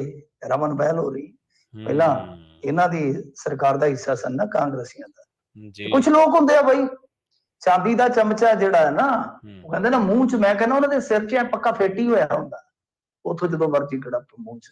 ਇਹ ਬਹਿਲ ਸਾਹਿਬ ਆ ਕੇ ਬਈ ਐਜੂਕੇਸ਼ਨ ਦੇ ਵਿੱਚ ਸੀਗੇ। ਇਹ ਹੁਣ ਹਾਂਜੀ, ਇਹ ਬਹਿਲ ਸਾਹਿਬ ਉਹੀ ਨੇ ਜਿਹੜੇ ਐਜੂਕੇਸ਼ਨ ਦੇ ਵਿੱਚ ਸੀਗੇ, ਪ੍ਰੀਖਿਆਵਾਂ ਜੀਆਂ ਲੈਂਦੇ ਹੁੰਦੇ ਸੀ? ਨਹੀਂ, ਐਸਐਸ ਬੋਰਡ ਜਿਹੜਾ ਹੁੰਦਾ ਹੈ ਜੀ ਜੀ, ਸਬਆਰਡੀਨੇਟ ਸਿਲੈਕਸ਼ਨ ਬੋਰਡ ਜਿਹੜਾ ਹੁੰਦਾ ਸ਼ਾਇਦ ਉਹ ਹੁੰਦਾ, ਸਰਵਿਸ ਸਿਲੈਕਸ਼ਨ ਬੋਰਡ। ਤਾਂ ਉਹਦੇ ਚੇਅਰਮੈਨ ਸੀਗੇ ਇਹ। ਕਾਫੀ ਇਹਨਾਂ ਦਾ ਚਰਚਾ ਰਿਹਾ, ਕਾਫੀ ਪੁਰਾਣੇ ਨੇ ਇਹ ਕਾਂਗਰਸੀ, ਪਰ ਉਦੋਂ ਬਾਅਦ ਫਿਰ ਇਹਨਾਂ ਨੇ ਪਾਰਟੀ ਬਦਲ ਲਈ। ਤਾਂ ਇਹ ਗੁਪਤੇ ਦੇਖ ਲਓ, ਟ੍ਰਾਈਡੈਂਟ ਵਾਲੇ, ਬਰਨਾਲੇ ਵਾਲੇ, ਸਰਕਾਰ ਅਕਾਲੀਆਂ ਦੀ ਹੋਵੇ ਤਾਂ ਵੀ ਕੈਬਨਿਟ ਰੈਂਕ, ਕੈਪਟਨ ਤਾਂ ਵੀ ਕੈਬਨਿਟ ਰੈਂਕ, ਭਗਵੰਤ ਮਾਨ ਜੀ ਤਾਂ ਵੀ ਕੈਬਨਿਟ ਰੈਂਕ। ਮੈਂ ਕਿਹਾ ਪੱਕਾ ਇਹਨਾਂ ਨੂੰ ਪਟੇ ਤੇ ਦੇ ਦਿਓ, 99 ਸਾਲ ਤੁਹਾਡੇ ਘਰੇ ਕੈਬਨਿਟ ਰੈਂਕ ਹੈ। ਸਹੀ ਹੈ। ਤਾਂ ਦੋ ਹੋਰ ਉਦਯੋਗਪਤੀ, ਚਲੋ ਉਹ ਕਹਿੰਦੇ ਜੀ ਤਨਖਾਹ ਨਹੀਂ ਲੈਂਦੇ ਆਪਾਂ, ਗੁਪਤੇ ਕਹਿੰਦੇ ਤੇ ਤਨਖਾਹ ਨਹੀਂ ਲੈਂਦੇ, ਪਰ ਹੋਰ ਤੇ ਭੱਤੇ ਕਈ ਨੇ, ਸਟਾਫ ਤੱਕ ਤੁਹਾਨੂੰ ਮਿਲ ਜਾਣਾ ਹੈ, 200 ਲੀਟਰ ਪੈਟਰੋਲ, 300 ਲੀਟਰ ਡੀਜ਼ਲ, ਸਾਰਾ ਕੁਝ ਮਿਲਣਾ ਜ਼ਰੂਰ। ਖੈਰ ਇਹ ਹੁਣ ਜਿਹੜੇ 14 ਨਿਯੁਕਤ ਕੀਤੇ ਨੇ, ਇਹਨਾਂ ਦੇ ਵਿੱਚ ਜੇ ਝਾਤ ਮਾਰੀਏ, Raman Behl health and family welfare, Inderjit Mann industry and commerce, Sunny Ahluwalia ji ਬਹੁਤ ਜ਼ੋਰ ਲਾਉਂਦੇ ਨੇ ਡਿਬੇਟਾਂ 'ਚ ਆ ਕੇ, ਲੋਕਲ ਗਵਰਨਮੈਂਟ, ਫਿਰ ਨਰਿੰਦਰ ਸ਼ੇਰਗਿਲ ਜੀ ਇਹ ਹੈਗੇ ਨੇ ਕੋਆਪਰੇਸ਼ਨ, ਕੁਛ ਇਸ ਤਰ੍ਹਾਂ ਦਾ ਇਹਨਾਂ ਦਾ, ਮਿਲਕਫੈਡ ਦੇ ਵਿੱਚ ਸ਼ਾਇਦ ਆ ਗਏ, ਇਹ ਮਿਲਕਫੈਡ ਦੇ ਵਿੱਚ ਆ ਗਏ। ਤਾਂ ਦੂਸਰੇ ਰਣਜੀਤ ਚੀਮਾ ਜੀ ਪੰਜਾਬ ਵਾਟਰ ਰਿਸੋਰਸਸ ਮੈਨੇਜਮੈਂਟ, ਤੇ ਇਸ ਤਰ੍ਹਾਂ ਜੇ ਅੱਗੇ ਦੇਖੋਗੇ ਤਾਂ ਪੰਜਾਬ ਗਊ ਸੇਵਾ ਸਮਿਤੀ ਕਮਿਸ਼ਨ, ਗਊ ਕਮਿਸ਼ਨ ਜਿਹਨੂੰ ਆਪਾਂ ਕਹਿ ਦਿੰਦੇ ਆ, ਇਹ ਹੈਗੇ ਅਸ਼ੋਕ ਕੁਮਾਰ ਸਿੰਗਲਾ। ਇਹ ਸਿੰਗਲਾ ਕੋਈ ਦੂਜਾ ਨਾ ਸਮਝ ਲਿਓ, ਮੈਂ ਤਾਂ ਇਹ ਪੂਰਾ ਨਾਮ ਲਿਆ ਕਿ ਸਿੰਗਲਾ ਕਿਤੇ ਹੁਣ ਗਾਵਾਂ ਵੱਲ ਕਰਤਾ ਉਹਨਾਂ ਨੇ। ਫਿਰ ਵਿਭੂਤੀ ਸ਼ਰਮਾ, ਇਹ Punjab tourism development, Anil Thakar Punjab trade board, ਫਿਰ Gurdev Singh Lakana Punjab state warehousing corporation, Mahinder Sidhu Punjab state seeds corporation, B corporation ਜਿਹਨੂੰ ਆਪਾਂ ਕਹਿ ਲਈਏ, Suresh Goyal Punjab state cooperative agriculture development bank, Navdeep ਜੀਦਾ ਸ਼ੂਗਰਫੈਡ, ਬਲਵੀਰ ਸਿੰਘ ਪੰਨੂ ਪਨਸਪ ਤੇ ਰਕੇਸ਼ਪੁਰੀ ਸਟੇਟ ਫੋਰੈਸਟ ਡਿਵੈਲਪਮੈਂਟ ਜੰਗਲਾਤ ਵਾਲੇ। ਤਾਂ ਕੁਛ ਦੇ ਮੈਂ ਮੰਤਰਾਲੇ ਦੱਸਦੇ, ਕੁਛ ਦੇ ਇਸ ਤਰ੍ਹਾਂ ਇਹਨਾਂ ਦੇ ਬੋਰਡ ਆ, ਜਿੰਨੀ ਕੋ ਸੂਚੀ ਹੈ ਮੇਰੇ ਕੋਲੇ। ਬਹਰਹਾਲ 14 ਨੇ, ਪਰ ਸਾਡਾ ਤੇ ਸਟੈਂਡ, ਸਾਡਾ ਤੇ ਸਟਾਂਸ ਉਹੀ ਆ ਕਿ ਬਈ ਜਦੋਂ ਤੁਹਾਡੇ ਕੋਲ ਮੰਤਰੀ ਹੁੰਦੇ ਨੇ, ਬਕਾਇਦਾ ਬਿਊਰੋਕ੍ਰੇਸੀ ਹੁੰਦੀ ਆ, ਇਹ ਚੇਅਰ ਤੇ ਜਿਹੜੇ ਮੈਨ ਬੈਠਦੇ ਆ ਨਾ, ਇਹ ਵੀ ਗੁਪਤਿਆਂ ਛੁਪਤਿਆਂ ਵਰਗੇ ਹੁੰਦੇ ਨੇ। ਇਹ ਵੀ ਬਸ ਅਲਾਉਂਸ ਆ ਵੀ ਉਹ ਵੀ, ਯਾਨੀ ਜਿਹੜੇ ਬੰਦੇ ਹਾਰ ਜਾਂਦੇ ਆ, ਜਿਹੜੇ ਬੰਦੇ ਇਹ ਰਹਿ ਜਾਂਦੇ ਟਿਕਟਾਂ ਤੋਂ, ਉਹ ਇੱਥੇ ਚੇਅਰ ਤੇ ਸੈੱਟ ਕਰ ਦਿੱਤੇ ਜਾਂਦੇ ਆ। ਤਾਂ ਬੋਰਡ ਜੇ ਤਾਂ ਕੋਈ ਕੰਮ ਦਾ ਹੈਗਾ ਉਹ ਰੱਖ ਲਓ, ਮੈਂ ਆਲੂ ਵਿਕਾਸ ਬੋਰਡ ਆ ਜੀ, ਫਲਾਣਾ ਚਾਲੂ ਵਿਕਾਸ ਬੋਰਡ ਆ, ਇਹਨਾਂ ਦੇ ਚੇਅਰਮੈਨ ਲਾਉਣ ਦਾ ਕੋਈ ਫਾਇਦਾ ਨਹੀਂ। ਐਸੇ ਚੇਅਰਮੈਨੀ ਵਾਲਾ ਅਸੀਂ ਤੇ ਵਾਰ-ਵਾਰ ਕਹਿੰਦੇ ਆ ਕਿ ਇਹ ਚੀਜ਼ਾਂ ਤਾਂ ਇਹੀ ਚੀਜ਼ਾਂ ਤੇ ਡੋਬ ਕੇ ਰੱਖੀ ਬੈਠੀਆਂ ਲੋਕਾਂ ਨੂੰ। ਇਹਨਾਂ ਨੇ ਵੀ ਤਕਰੀਬਨ ਹੁਣ ਮੰਤਰੀਆਂ ਵਾਲੇ ਆਨੰਦ ਲੈਣੇ ਜੀ ਜਿਵੇਂ ਮਹਾਰਾਜ ਆਨੰਦ ਲੈਣ ਆਏ, ਆਨੰਦ ਲੈਣ, ਇਹ ਆਨੰਦ ਲੈਣ ਹੀ ਆਏ ਨੇ। ਹਾਰ ਵੀ ਜਾਂਦੇ, ਟਿਕਟਾਂ ਤੋਂ ਵੀ ਰਹਿ ਜਾਂਦੇ, ਤਾਂ ਵੀ ਇਸ ਤਰ੍ਹਾਂ ਦੀ ਚੇਅਰਮੈਨ ਨੂੰ ਚੇਅਰ ਮਿਲ ਜਾਂਦੀ, ਬਸ ਉਹ ਫਿਰ ਚੇਅਰਮੈਨ ਬਣ ਜਾਂਦਾ। ਜੀ ਅਗਲੀ ਖਬਰ ਦੀ ਗੱਲ ਕਰੀਏ, ਹਰਿਆਣਾ ਭਾਜਪਾ ਆਗੂ ਦੀ ਗੱਲ ਕਰੀਏ, ਕਹਿੰਦੇ ਐਮਐਲਏ ਦੇ ਮੁੰਡੇ ਤੋਂ ਹੀ 49 ਲੱਖ ਰੁਪਇਆ ਠੱਗ ਲਿਆ, ਪੰਚਕੂਲਾ ਦੇ ਵਿੱਚ ਕੇਸ ਵੀ ਦਰਜ ਹੋ ਗਿਆ। ਮਿੰਟੂ ਜੀ, ਨਹੀਂ, ਇਹਨਾਂ ਦੀ ਵਧਾਈ ਤੇ ਡੇਲੀ ਕੋਈ ਨਾ ਕੋਈ ਮਿਲ ਹੀ ਜਾਂਦੀ ਆ। ਇਹ ਤਾਂ ਕੱਲ ਆਪਾਂ ਗੱਲ ਕੀਤੀ ਸੀ ਇਹਨਾਂ ਦੀ ਇੱਕ ਲੀਡਰ ਬੀਬੀ ਦੀ, ਹੁਣ ਅੱਜ ਇਹ ਚੰਨ ਚੜਿਆ ਪਿਆ ਵਾ। ਇੱਕ ਕਿਸਾਨ ਮੋਰਚਾ ਨੇਤਾ ਹੈ ਕੋਈ ਭਾਜਪਾ ਦਾ ਵੀ ਕਿਸਾਨ ਵਿੰਗ ਹੁੰਦਾ ਨਾ, ਵਿਨੋਦ ਖਰਬ। ਹੁਣ ਤੁਸੀਂ ਦੇਖੋ, ਇਹ ਪਹਿਲੀ ਗੱਲ ਤੇ ਕਸੂਰ ਦੇ ਦੇਣ ਵਾਲੇ ਦਾ, ਇਹਨਾਂ ਨੂੰ ਚਾਹੀਦਾ ਕਿ ਥੋੜੀ ਜਿਹੀ ਕੈਦ ਕਰ ਦਿੱਤੀ ਜਾਵੇ। ਕੈਦ ਇਸ ਲਈ ਕਰਕੇ ਦਿੱਤੀ ਜਾਵੇ, ਉਹਨੇ ਆਪਣੇ ਨਾਂ ਨਾਲ ਲਾਇਆ ਤਾਂ ਹੋਇਆ ਖਰਬ, ਵੀ ਖਰਬ ਕਮਾਉਣਾ ਮੈਂ ਇੱਕ, ਉਹਦਾ ਨਾਮ ਦੇ ਨਾਲ ਹੀ ਲਈ ਬੈਠੇ, ਵਿਨੋਦ ਖਰਬ ਉਹਦਾ ਨਾਮ ਹੈ।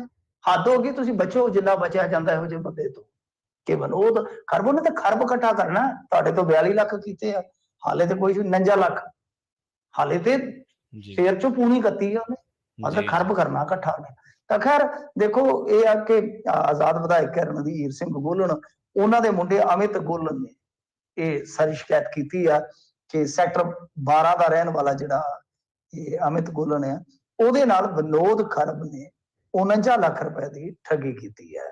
ਖੈਰ ਦੇਖੋ, ਨੌਕਰੀ ਲਵਾਉਣ ਦਾ ਮਸਲਾ ਉਹੀ ਕਿ ਭਾਈ ਨੌਕਰੀ ਲਵਾ ਦੇਂਗੇ, ਜੌਬ ਦਵਾ ਦੇਂਗੇ, ਕਰ ਦੇਂਗੇ, ਉਹ ਕਰ ਦੇਂਗੇ। ਮੈਂ ਤਾਂ ਕਰਿਆ ਕਿ ਛੋਟਾ ਜਿਹਾ ਸੇਕ ਇਹਨਾਂ ਨੂੰ ਵੀ ਲੱਗਣਾ ਚਾਹੀਦਾ। ਪਹਿਲਾਂ ਤਾਂ ਇਹ ਦੱਸੋ ਕਿ 49 ਲੱਖ ਰੁਪਇਆ ਰਿਸ਼ਵਤ ਦਾ ਤੁਹਾਡੇ ਕੋਲ ਆਇਆ ਕਿੱਥੋਂ?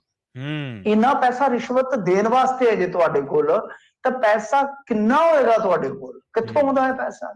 ਬਿਲਕੁਲ, ਕਿਉਂਕਿ ਤੁਹਾਡੇ ਜਿਹੜੇ ਹੁੰਦੇ ਆ ਦਿੰਨੇ ਐਫੀਡੈਵਿਟ, ਉਹਦੇ ਵਿੱਚ ਤੇ ਤੁਸੀਂ ਕੁਝ ਲੱਖ ਦੀ ਡਿਕਲੇਰੇਸ਼ਨ ਦਿੰਦੇ ਜੇ।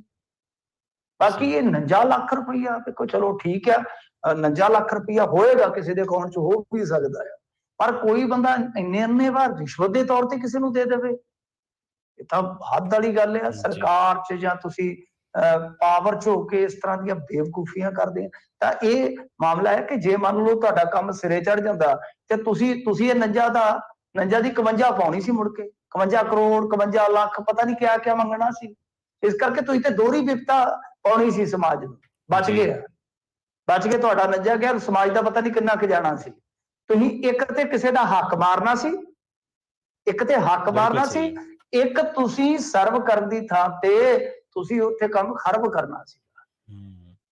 ਇਸ ਕਰਕੇ ਠੀਕ ਆ, ਲੋਕਾਂ ਦਾ ਫਾਇਦਾ ਹੋ ਗਿਆ, ਤੁਹਾਡਾ ਨੁਕਸਾਨ ਹੋ ਗਿਆ। ਪਰ ਮੈਂ ਕਹਿੰਦਾ ਕਿ ਇਹੋ ਜਿਹੇ ਬੰਦੇ ਜਿਹੜੇ ਆਫਰ ਕਰਦੇ ਨੇ, ਵੀ ਉਹ ਤਾਂ ਹੈਗੇ ਹੀ ਅਜੇ ਗੁਨਾਹਗਾਰ, ਜਿਹੜੇ ਉਸ ਆਫਰ ਨੂੰ ਕਬੂਲ ਕਰਕੇ ਇਸ ਤਰ੍ਹਾਂ ਪੈਸਾ ਦਿੰਦੇ ਨੇ, ਉਹ ਵੀ ਬਰੋਬਰ ਦੇ ਮੁਲਜ਼ਮ ਨੇ।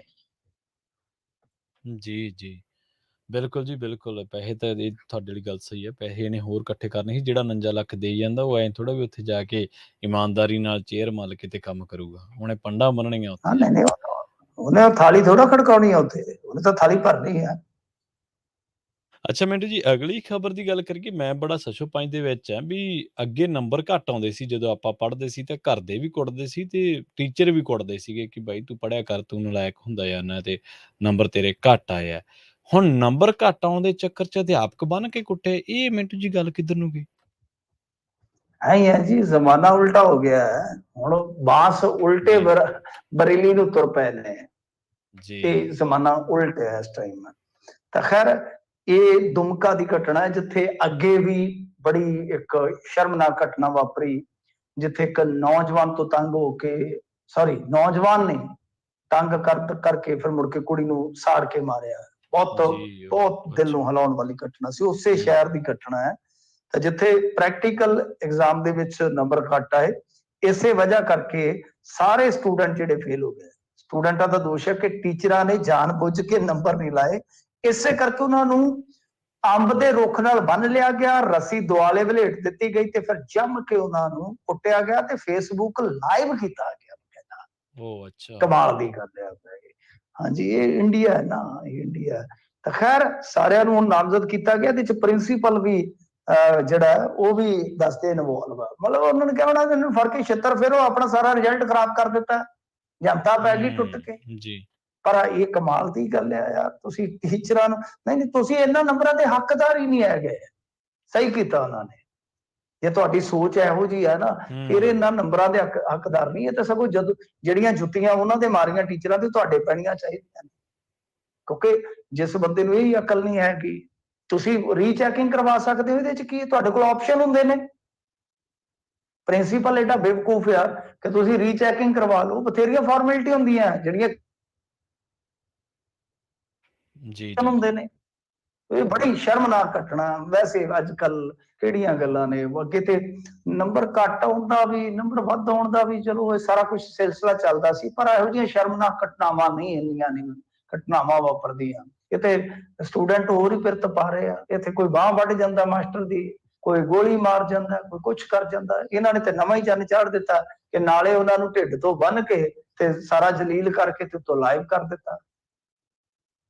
ਜੀ ਜੀ ਬਿਲਕੁਲ ਮਿੰਟੂ ਜੀ, ਜ਼ਮਾਨਾ ਪਤਾ ਨਹੀਂ ਕਿੱਧਰ ਨੂੰ ਜਾ ਰਿਹਾ, ਗੁਰੂ ਦਾ ਸਤਿਕਾਰ ਨਹੀਂ ਰਿਹਾ ਹੁਣ, ਤੇ ਲੋਕ ਤਰੱਕੀਆਂ ਭਾਲਦੇ ਨੇ ਪੜ੍ਹਾਈ ਦੇ ਵਿੱਚੋਂ। ਖੈਰ ਬਹੁਤ ਬਹੁਤ ਧੰਨਵਾਦ ਤੁਹਾਡਾ ਇਹਨਾਂ ਖਾਸ ਜਾਣਕਾਰੀਆਂ ਦੇ ਲਈ, ਅਹਿਮ ਜਾਣਕਾਰੀਆਂ ਦੇ ਲਈ। ਜੀ ਸ਼ੁਕਰੀਆ ਜੀ ਸੋ ਪ੍ਰੋਗਰਾਮ ਦੇ ਪਹਿਲੇ ਹਿੱਸੇ ਦੇ ਵਿੱਚ ਆਪਣੇ ਨਾਲ ਜੁੜੇ ਸਨ ਮਿੰਟੂ ਗੁਰਸਰੀਆ ਜੀ, ਜਿਨ੍ਹਾਂ ਦੇ ਨਾਲ ਆਪਾਂ ਕਈ ਅਹਿਮ ਖਬਰਾਂ ਨੂੰ ਲੈ ਕੇ ਚਰਚਾ ਕੀਤੀ ਹੈ। ਵੇਲਾ ਹੋ ਚੱਲਾ ਇੱਕ ਛੋਟੀ ਜਿਹੀ ਬ੍ਰੇਕ ਲੈਣ ਦਾ। ਤੁਸੀਂ ਕਿਤੇ ਨਾ ਜਾਓ, ਜੁੜੇ ਰਹੋ ਪੰਜਾਬੀ ਰੇਡੀਓ ਯੂਐਸਏ ਦੇ ਨਾਲ। ਬ੍ਰੇਕ ਤੋਂ ਪਾਰ ਆਪਾਂ ਕੁਝ ਹੋਰ ਅਹਿਮ ਖਬਰਾਂ ਬਾਰੇ ਚਰਚਾ ਕਰਾਂਗੇ, ਜਿਨ੍ਹਾਂ ਦੇ ਵਿੱਚ ਗਜੇਂਦਰ ਸ਼ੇਖਾਵਤ, ਜਿਹੜੇ ਭਾਜਪਾ ਦੇ ਇਸ ਵੇਲੇ ਪੰਜਾਬ ਦੇ ਇੰਚਾਰਜ ਨੇ, ਉਹਨਾਂ ਨੇ ਇਹ ਗੱਲ ਕਹੀ ਹੈ ਕਿ BBMBA ਜਿਹੜਾ ਉਹ ਸਿਰਫ ਪੰਜਾਬ ਦਾ ਨਹੀਂ ਹੈ, ਤੇ ਇੱਕ ਜਿਹੜੇ ਵਲੈਤੀ ਅਫਸਰ ਹੋ ਰਹੇ ਆ, ਹੁਣ ਉਹਨਾਂ ਦੀ ਸ਼ਾਮਤ ਆਊਗੀ। ਇਹ ਖਬਰ ਜਿਹੜੀ ਹੈ ਪਿਛਲੇ ਦਿਨਾਂ ਤੋਂ ਪੰਜਾਬੀ ਟ੍ਰਿਬਿਊਨ ਨੇ ਇਹ ਮਸਲਾ ਬੜੀ ਗੰਭੀਰਤਾ ਤੇ ਬੜੀ ਸੰਜੀਦਗੀ ਦੇ ਨਾਲ ਚੁੱਕਿਆ, ਰਿਪੋਰਟਾਂ ਵੀ ਕੀਤੀਆਂ। ਆਪਾਂ ਵੀ ਇਹਦੇ ਵਿੱਚ ਪੰਜਾਬੀ ਰੇਡੀਓ ਯੂਐਸਏ ਤੇ ਵੀ ਤੁਸੀਂ ਵੱਖ-ਵੱਖ ਤਰ੍ਹਾਂ ਦੀ ਚਰਚਾ ਰਿਪੋਰਟਾਂ ਸੁਣੀਆਂ ਹੋਣਗੀਆਂ। ਤੇ ਹੁਣ ਜਿਹੜੇ PR ਲਈ ਬੈਠੇ ਆ ਅਫਸਰ, ਉਹ ਜ਼ਰੂਰ ਇਸ ਖਬਰ ਨੂੰ ਸੁਣਨ, ਤੇ ਖਬਰ ਤੁਹਾਡੇ ਵੀ ਕੰਮ ਦੀ ਹੈ। ਮਿਲਦੇ ਹਾਂ ਇੱਕ ਸ਼ਾਰਟ ਬ੍ਰੇਕ ਤੋਂ ਬਾਅਦ।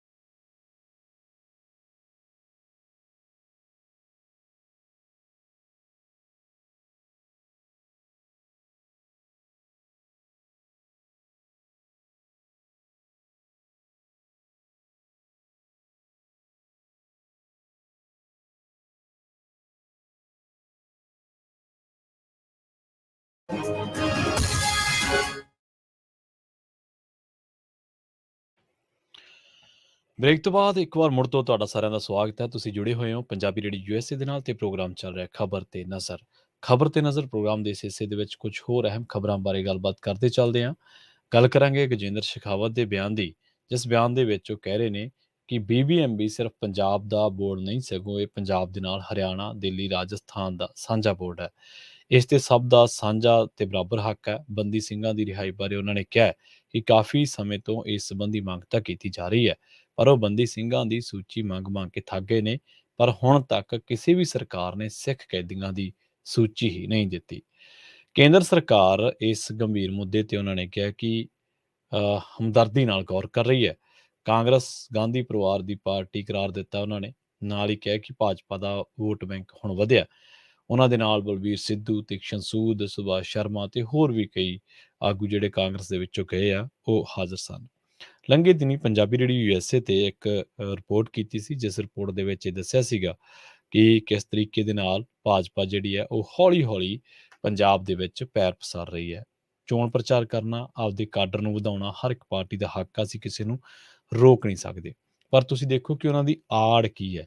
ਆੜ ਉਹਨਾਂ ਨੇ ਲਈ ਹੈ ਕੁਝ ਇਸ਼ੂਜ਼ ਦੀ, ਖਾਸ ਕਰਕੇ ਆਪਦੇ ਮੰਤਰੀਆਂ ਨੂੰ ਵੀ ਆਖਿਆ ਹੋਇਆ ਕਿ ਪੰਜਾਬ ਦੌਰੇ ਦੌਰਾਨ ਇੱਕ ਤਾਂ ਦਲਿਤ ਭਾਈਚਾਰੇ ਦੇ ਘਰ ਜ਼ਰੂਰ ਰੁਕਣਾ ਹੈ ਇੱਕ ਵਾਰੀ। ਦੂਜਾ ਇਹ ਹੈ ਕਿ ਨੇੜ ਦੇ ਗੁਰਦੁਆਰਾ ਸਾਹਿਬ ਦੇ ਵਿੱਚ ਜ਼ਰੂਰ ਜਾਣਾ ਹੈ। ਤੀਜਾ ਇਹ ਕਿ ਸਿੱਖਾਂ ਨੂੰ ਸਟੇਜਾਂ ਦੇ ਉੱਤੇ ਅੱਗੇ ਕਰਨਾ ਹੈ। ਸੋ ਇਹਨਾਂ ਤਰੀਕਿਆਂ ਦੇ ਜ਼ਰੀਏ ਹੁਣ ਭਾਜਪਾ ਪੰਜਾਬ ਦੇ ਵਿੱਚ ਆ ਰਹੀ ਹੈ।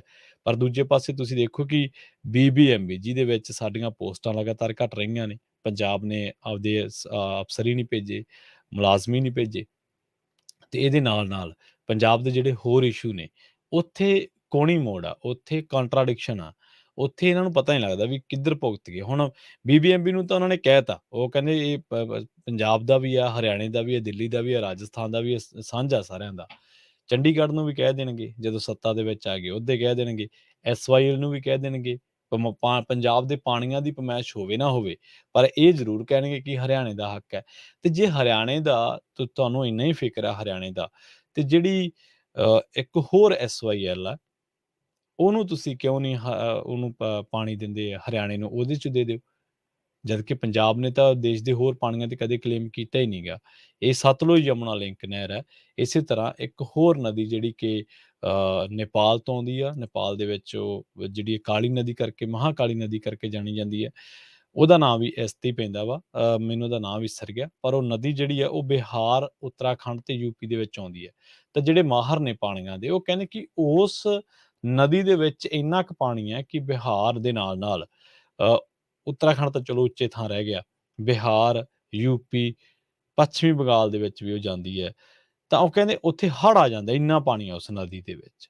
ਤੇ ਜੇ ਹਰਿਆਣੇ ਦੀ ਪੂਰਤੀ ਵਾਇਆ ਯੂਪੀ ਉੱਥੋਂ ਕਰ ਲਈ ਜਾਵੇ, ਤਾਂ ਮੇਰੇ ਖਿਆਲ ਦੇ ਨਾਲ ਕੋਈ ਗਲਤ ਨਹੀਂ ਹੋਊਗਾ। ਪਾਣੀਆਂ ਦੇ ਮਾਹਰ ਵੀ ਇਹ ਗੱਲਾਂ ਨੂੰ ਦੱਸਦੇ ਨੇ, ਪਰ ਇਹ ਸਿਆਸਤ ਹੈ, ਇਹਨੇ ਗੱਲ ਨੂੰ ਸਿੱਧੇ ਪਾਸੇ ਨਹੀਂ ਲਿਜਾਣਾ, ਗੱਲ ਨੂੰ ਟੇਢੇ ਪਾਸੇ ਲਿਜਾਣਾ ਤੇ ਆਪਦੇ ਏਜੰਡੇ ਵਾਲੇ ਪਾਸੇ ਲਿਜਾਣਾ।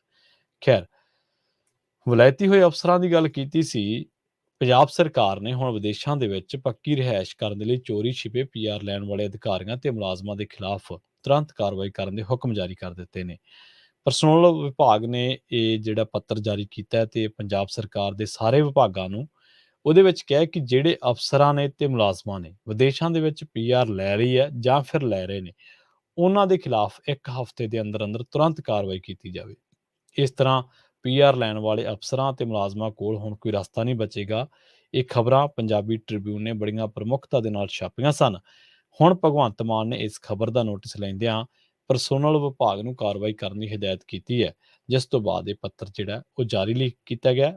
ਵਿਭਾਗ ਵੱਲੋਂ ਜਿਹੜਾ ਪੱਤਰ ਜਾਰੀ ਕੀਤਾ ਗਿਆ, ਉਹਦੇ ਵਿੱਚ ਇਹ ਗੱਲ ਕਹੀ ਗਈ ਹੈ ਕਿ ਕਈ ਅਧਿਕਾਰੀਆਂ ਅਤੇ ਮੁਲਾਜ਼ਮਾਂ ਵੱਲੋਂ ਪੀਆਰ ਲੈਣ ਮਗਰੋਂ ਐਕਸ ਇੰਡੀਆ ਲੀਵ ਲਈ ਜਾ ਰਹੀ ਹੈ। ਇਸ ਤੋਂ ਇਲਾਵਾ ਕਈ ਅਧਿਕਾਰੀ ਅਤੇ ਮੁਲਾਜ਼ਮ ਬਿਨਾਂ ਛੁੱਟੀ ਤੋਂ ਵੀ ਵਿਦੇਸ਼ ਜਾ ਕੇ ਰਹਿ ਰਹੇ ਨੇ। ਪੱਤਰ ਦੇ ਵਿੱਚ ਇਹ ਵੀ ਲਿਖਿਆ ਕਿ ਇਹ ਅਧਿਕਾਰੀ ਤੇ ਮੁਲਾਜ਼ਮ ਵਿਦੇਸ਼ ਜਾ ਕੇ ਕੰਮ ਕਰਕੇ ਉੱਥੋਂ ਦੇ ਸਿਸਟਮ ਦੇ ਮੁਤਾਬਕ ਟੈਕਸ ਰਿਟਰਨਾਂ ਵੀ ਭਰ ਰਹੇ ਨੇ, ਤੇ ਪੀਆਰ ਲੈਣ ਵਾਲੇ ਤੇ ਬਿਨਾਂ ਛੁੱਟੀ ਪ੍ਰਵਾਨ ਕਰਵਾਏ ਵਿਦੇਸ਼ ਜਾਣ ਵਾਲੇ ਅਧਿਕਾਰੀਆਂ ਤੇ ਮੁਲਾਜ਼ਮਾਂ ਦੇ ਖਿਲਾਫ ਤੁਰੰਤ ਕਾਰਵਾਈ ਜਿਹੜੀ ਆ ਉਹ ਕੀਤੀ ਜਾਵੇ। ਪਰਸੋਨਲ ਵਿਭਾਗ ਨੇ ਇਸ ਸੰਬੰਧੀ ਕੀਤੀ ਜਾਣ ਵਾਲੀ ਕਾਰਵਾਈ ਦੀ ਰਿਪੋਰਟ ਵੀ 1 ਹਫ਼ਤੇ ਦੇ ਅੰਦਰ ਮੰਗੀ ਹੈ। ਪਿਛਲੇ ਦਿਨੀ ਖੁਰਾਕ ਤੇ ਸਪਲਾਈ ਵਿਭਾਗ ਦੇ ਡਿਪਟੀ ਡਾਇਰੈਕਟਰ ਕੇ ਸਿੰਗਲਾ ਨੂੰ ਸਰਕਾਰ ਨੇ ਬਰਖਾਸਤ ਕਰ ਦਿੱਤਾ ਸੀ। ਕਿਉਂਕਿ ਉਸਨੇ 2006 ਦੀ ਗੱਲ ਆ ਜਦੋਂ ਚੋਰੀ-ਚੋਰੀ ਕੈਨੇਡਾ ਦੀ ਪੀਆਰ ਹਾਸਲ ਕਰ ਲਈ ਸੀ। ਪੰਜ-ਸੱਤ ਦੇ ਵਿੱਚ ਘੁਟਾਲਾ ਹੋਇਆ ਸੀ ਤੇ ਇਹ ਘੁਟਾਲਾ ਕਰਨ ਵਾਲਾ ਪਟਿਆਲੇ ਦਾ ਗੁਰਿੰਦਰ ਸਿੰਘ ਵੀ ਕੇਸ ਦਰਜ ਹੋਣ ਮਗਰੋਂ ਵਿਦੇਸ਼ ਚਲਾ ਗਿਆ ਸੀ। ਅਸਲ ਦੇ ਵਿੱਚ ਸਾਲ 2002 ਦੇ ਵਿੱਚ ਸਰਕਾਰ ਨੇ ਵਿਦੇਸ਼ ਦੇ ਵਿੱਚ ਰੁਜ਼ਗਾਰ ਖਾਤਰ 5 ਸਾਲ ਦੇ ਲਈ ਅਨਪੇਡ ਲੀਵ ਲੈਣ ਦੀ ਸਹੂਲਤ ਦਿੱਤੀ ਸੀ, ਜਿਸ ਦਾ ਫਾਇਦਾ ਲੈਂਦਿਆਂ ਵੱਡੀ ਗਿਣਤੀ ਅਫਸਰ ਤੇ ਮੁਲਾਜ਼ਮ ਵਿਦੇਸ਼ ਉਡਾਰੀ ਮਾਰ ਗਏ।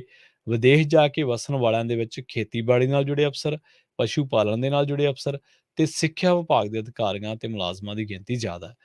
ਕੁਝ ਸਮਾਂ ਪਹਿਲਾਂ ਮੁਹਾਲੀ ਦੇ ਪਿੰਡ ਕਿਸ਼ਨਗੜ੍ਹ ਦੇ ਸਤੀਸ਼ ਕੁਮਾਰ ਨੇ ਦੁਰਾਹਾ ਦੇ ਖੇਤੀ ਅਫਸਰ ਰਾਮਪਾਲ ਸਿੰਘ ਦੇ ਖਿਲਾਫ ਸ਼ਿਕਾਇਤ ਕੀਤੀ ਸੀ ਕਿ ਉਸ ਅਧਿਕਾਰੀ ਕੋਲ ਦੋਹਰੀ ਨਾਗਰਿਕਤਾ ਹੈ। ਖੇਤੀ ਵਿਭਾਗ ਦੇ ਡਾਇਰੈਕਟਰ ਨੇ ਗੁਰਵਿੰਦਰ ਸਿੰਘ ਨੇ ਕਿਹਾ ਹੈ ਕਿ ਮਾਮਲੇ ਦੀ ਪੜਤਾਲ ਚੱਲ ਰਹੀ ਹੈ। ਹੁਣ ਇਹ ਜਿਹੜੇ ਖੇਤੀ ਵਿਭਾਗ ਵਾਲੇ ਤੁਹਾਡੇ ਦਿਮਾਗ ਦੇ ਵਿੱਚ ਸਵਾਲ ਆਇਆ ਹੋਣਾ, ਪਸ਼ੂ ਪਾਲਣ ਵਾਲੇ ਆ ਜਾਂ ਸਿੱਖਿਆ ਵਿਭਾਗ ਵਾਲੇ ਆ, ਇਹਨਾਂ ਦੇ ਮਨਾਂ ਦੇ ਵਿੱਚ ਕਿਵੇਂ ਆਇਆ ਕਿ ਬਾਹਰ ਜਾ ਕੇ ਬਚ ਗਏ?